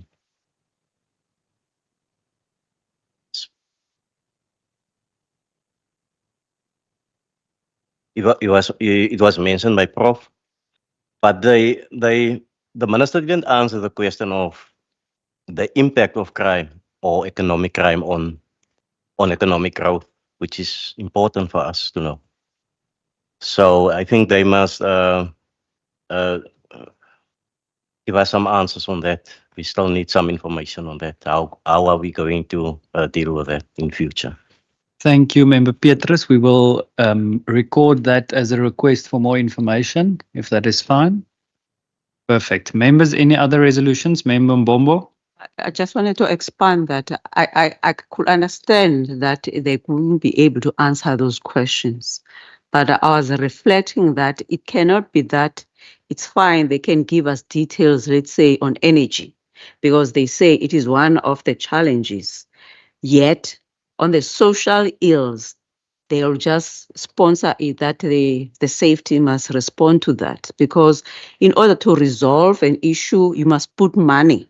So if now they identify that crime, drug-related crime is high, and if you look in terms of the graph throughout, so why is it? Because remember how it works, the departments, we call it MTech, around about October, November, the departments make a case to the treasury in order to get the money.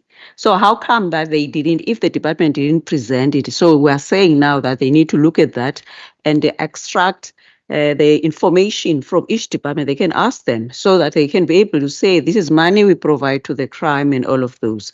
Lastly, the other question they didn't answer, they're putting about 300 and something million on the energy in terms of being off the grid, which is, they mentioned like Hesekwa, they are there. But my point is about, because if you look in terms of the megawatts that they are presenting, which is fine, it's part of the just energy transition, part of the President's Planning Commission. But my question was, in terms of the resource plan, it says that, yes, there must be layers of being off the grid. There's a bigger layer where we give it to municipality. There's another layer where we give it to the corporate. There's another layer where you give it to the anti-SARA's individuals, more specifically in the informal settlements and also in the other township. There is also another layer where you give it to the co-ops, where probably they can use their land, especially those people who have received the land. They use the land where they say that you can be able to use this land as a collateral so that we can be able to do some of these kind of the renewable energies. So it cannot be that the whole of that is only the municipalities going to do. Yet in our national jet, it does say that the various people could be able. And luckily, I made an example, KwaZakhele in the township, they already have a part of those in terms of looking at, because it's creating jobs, but also empowering the individual. So that's what I was trying to explain. So, but they couldn't explain, but probably even if they don't come back within our own other departments, whether you are in the economy, whatever, those kind of questions, we could be able to ask them further. Thank you, Member Nkonlo. Members, any other inputs? Member Stoffel? Chair, yes, man. There is this departments, it's supposed to collaborate when it comes to certain functions or certain departments. Like, I'm very much worried about the tourism within the municipalities, because you will go to agriculture, they had a different explanation. You go to local government, they got a different explanation when it comes to tourism and where the municipality fits in, or when the municipality fits in. So I think that issue should be clarified. It should be clarified in order to assist municipalities in generating revenue for themselves and to address the economic issue within the various municipalities. So I don't know how to put it, Chair, but I think there is a need for that discussion or explanation within this committee, or maybe the agriculture, or maybe the local government. I don't know, but whereby all departments that is being affected being under one roof, so that we can clarify that once and for all. Thank you. Thank you, Member Stoffel. Mr. Davis, did you manage to capture that? Perfect. Any other inputs, members? I do not see any. This meeting is then adjourned. Thank you so much for your time, and there is some refreshments in the members' lounge. Thank you. Thank you, Chair.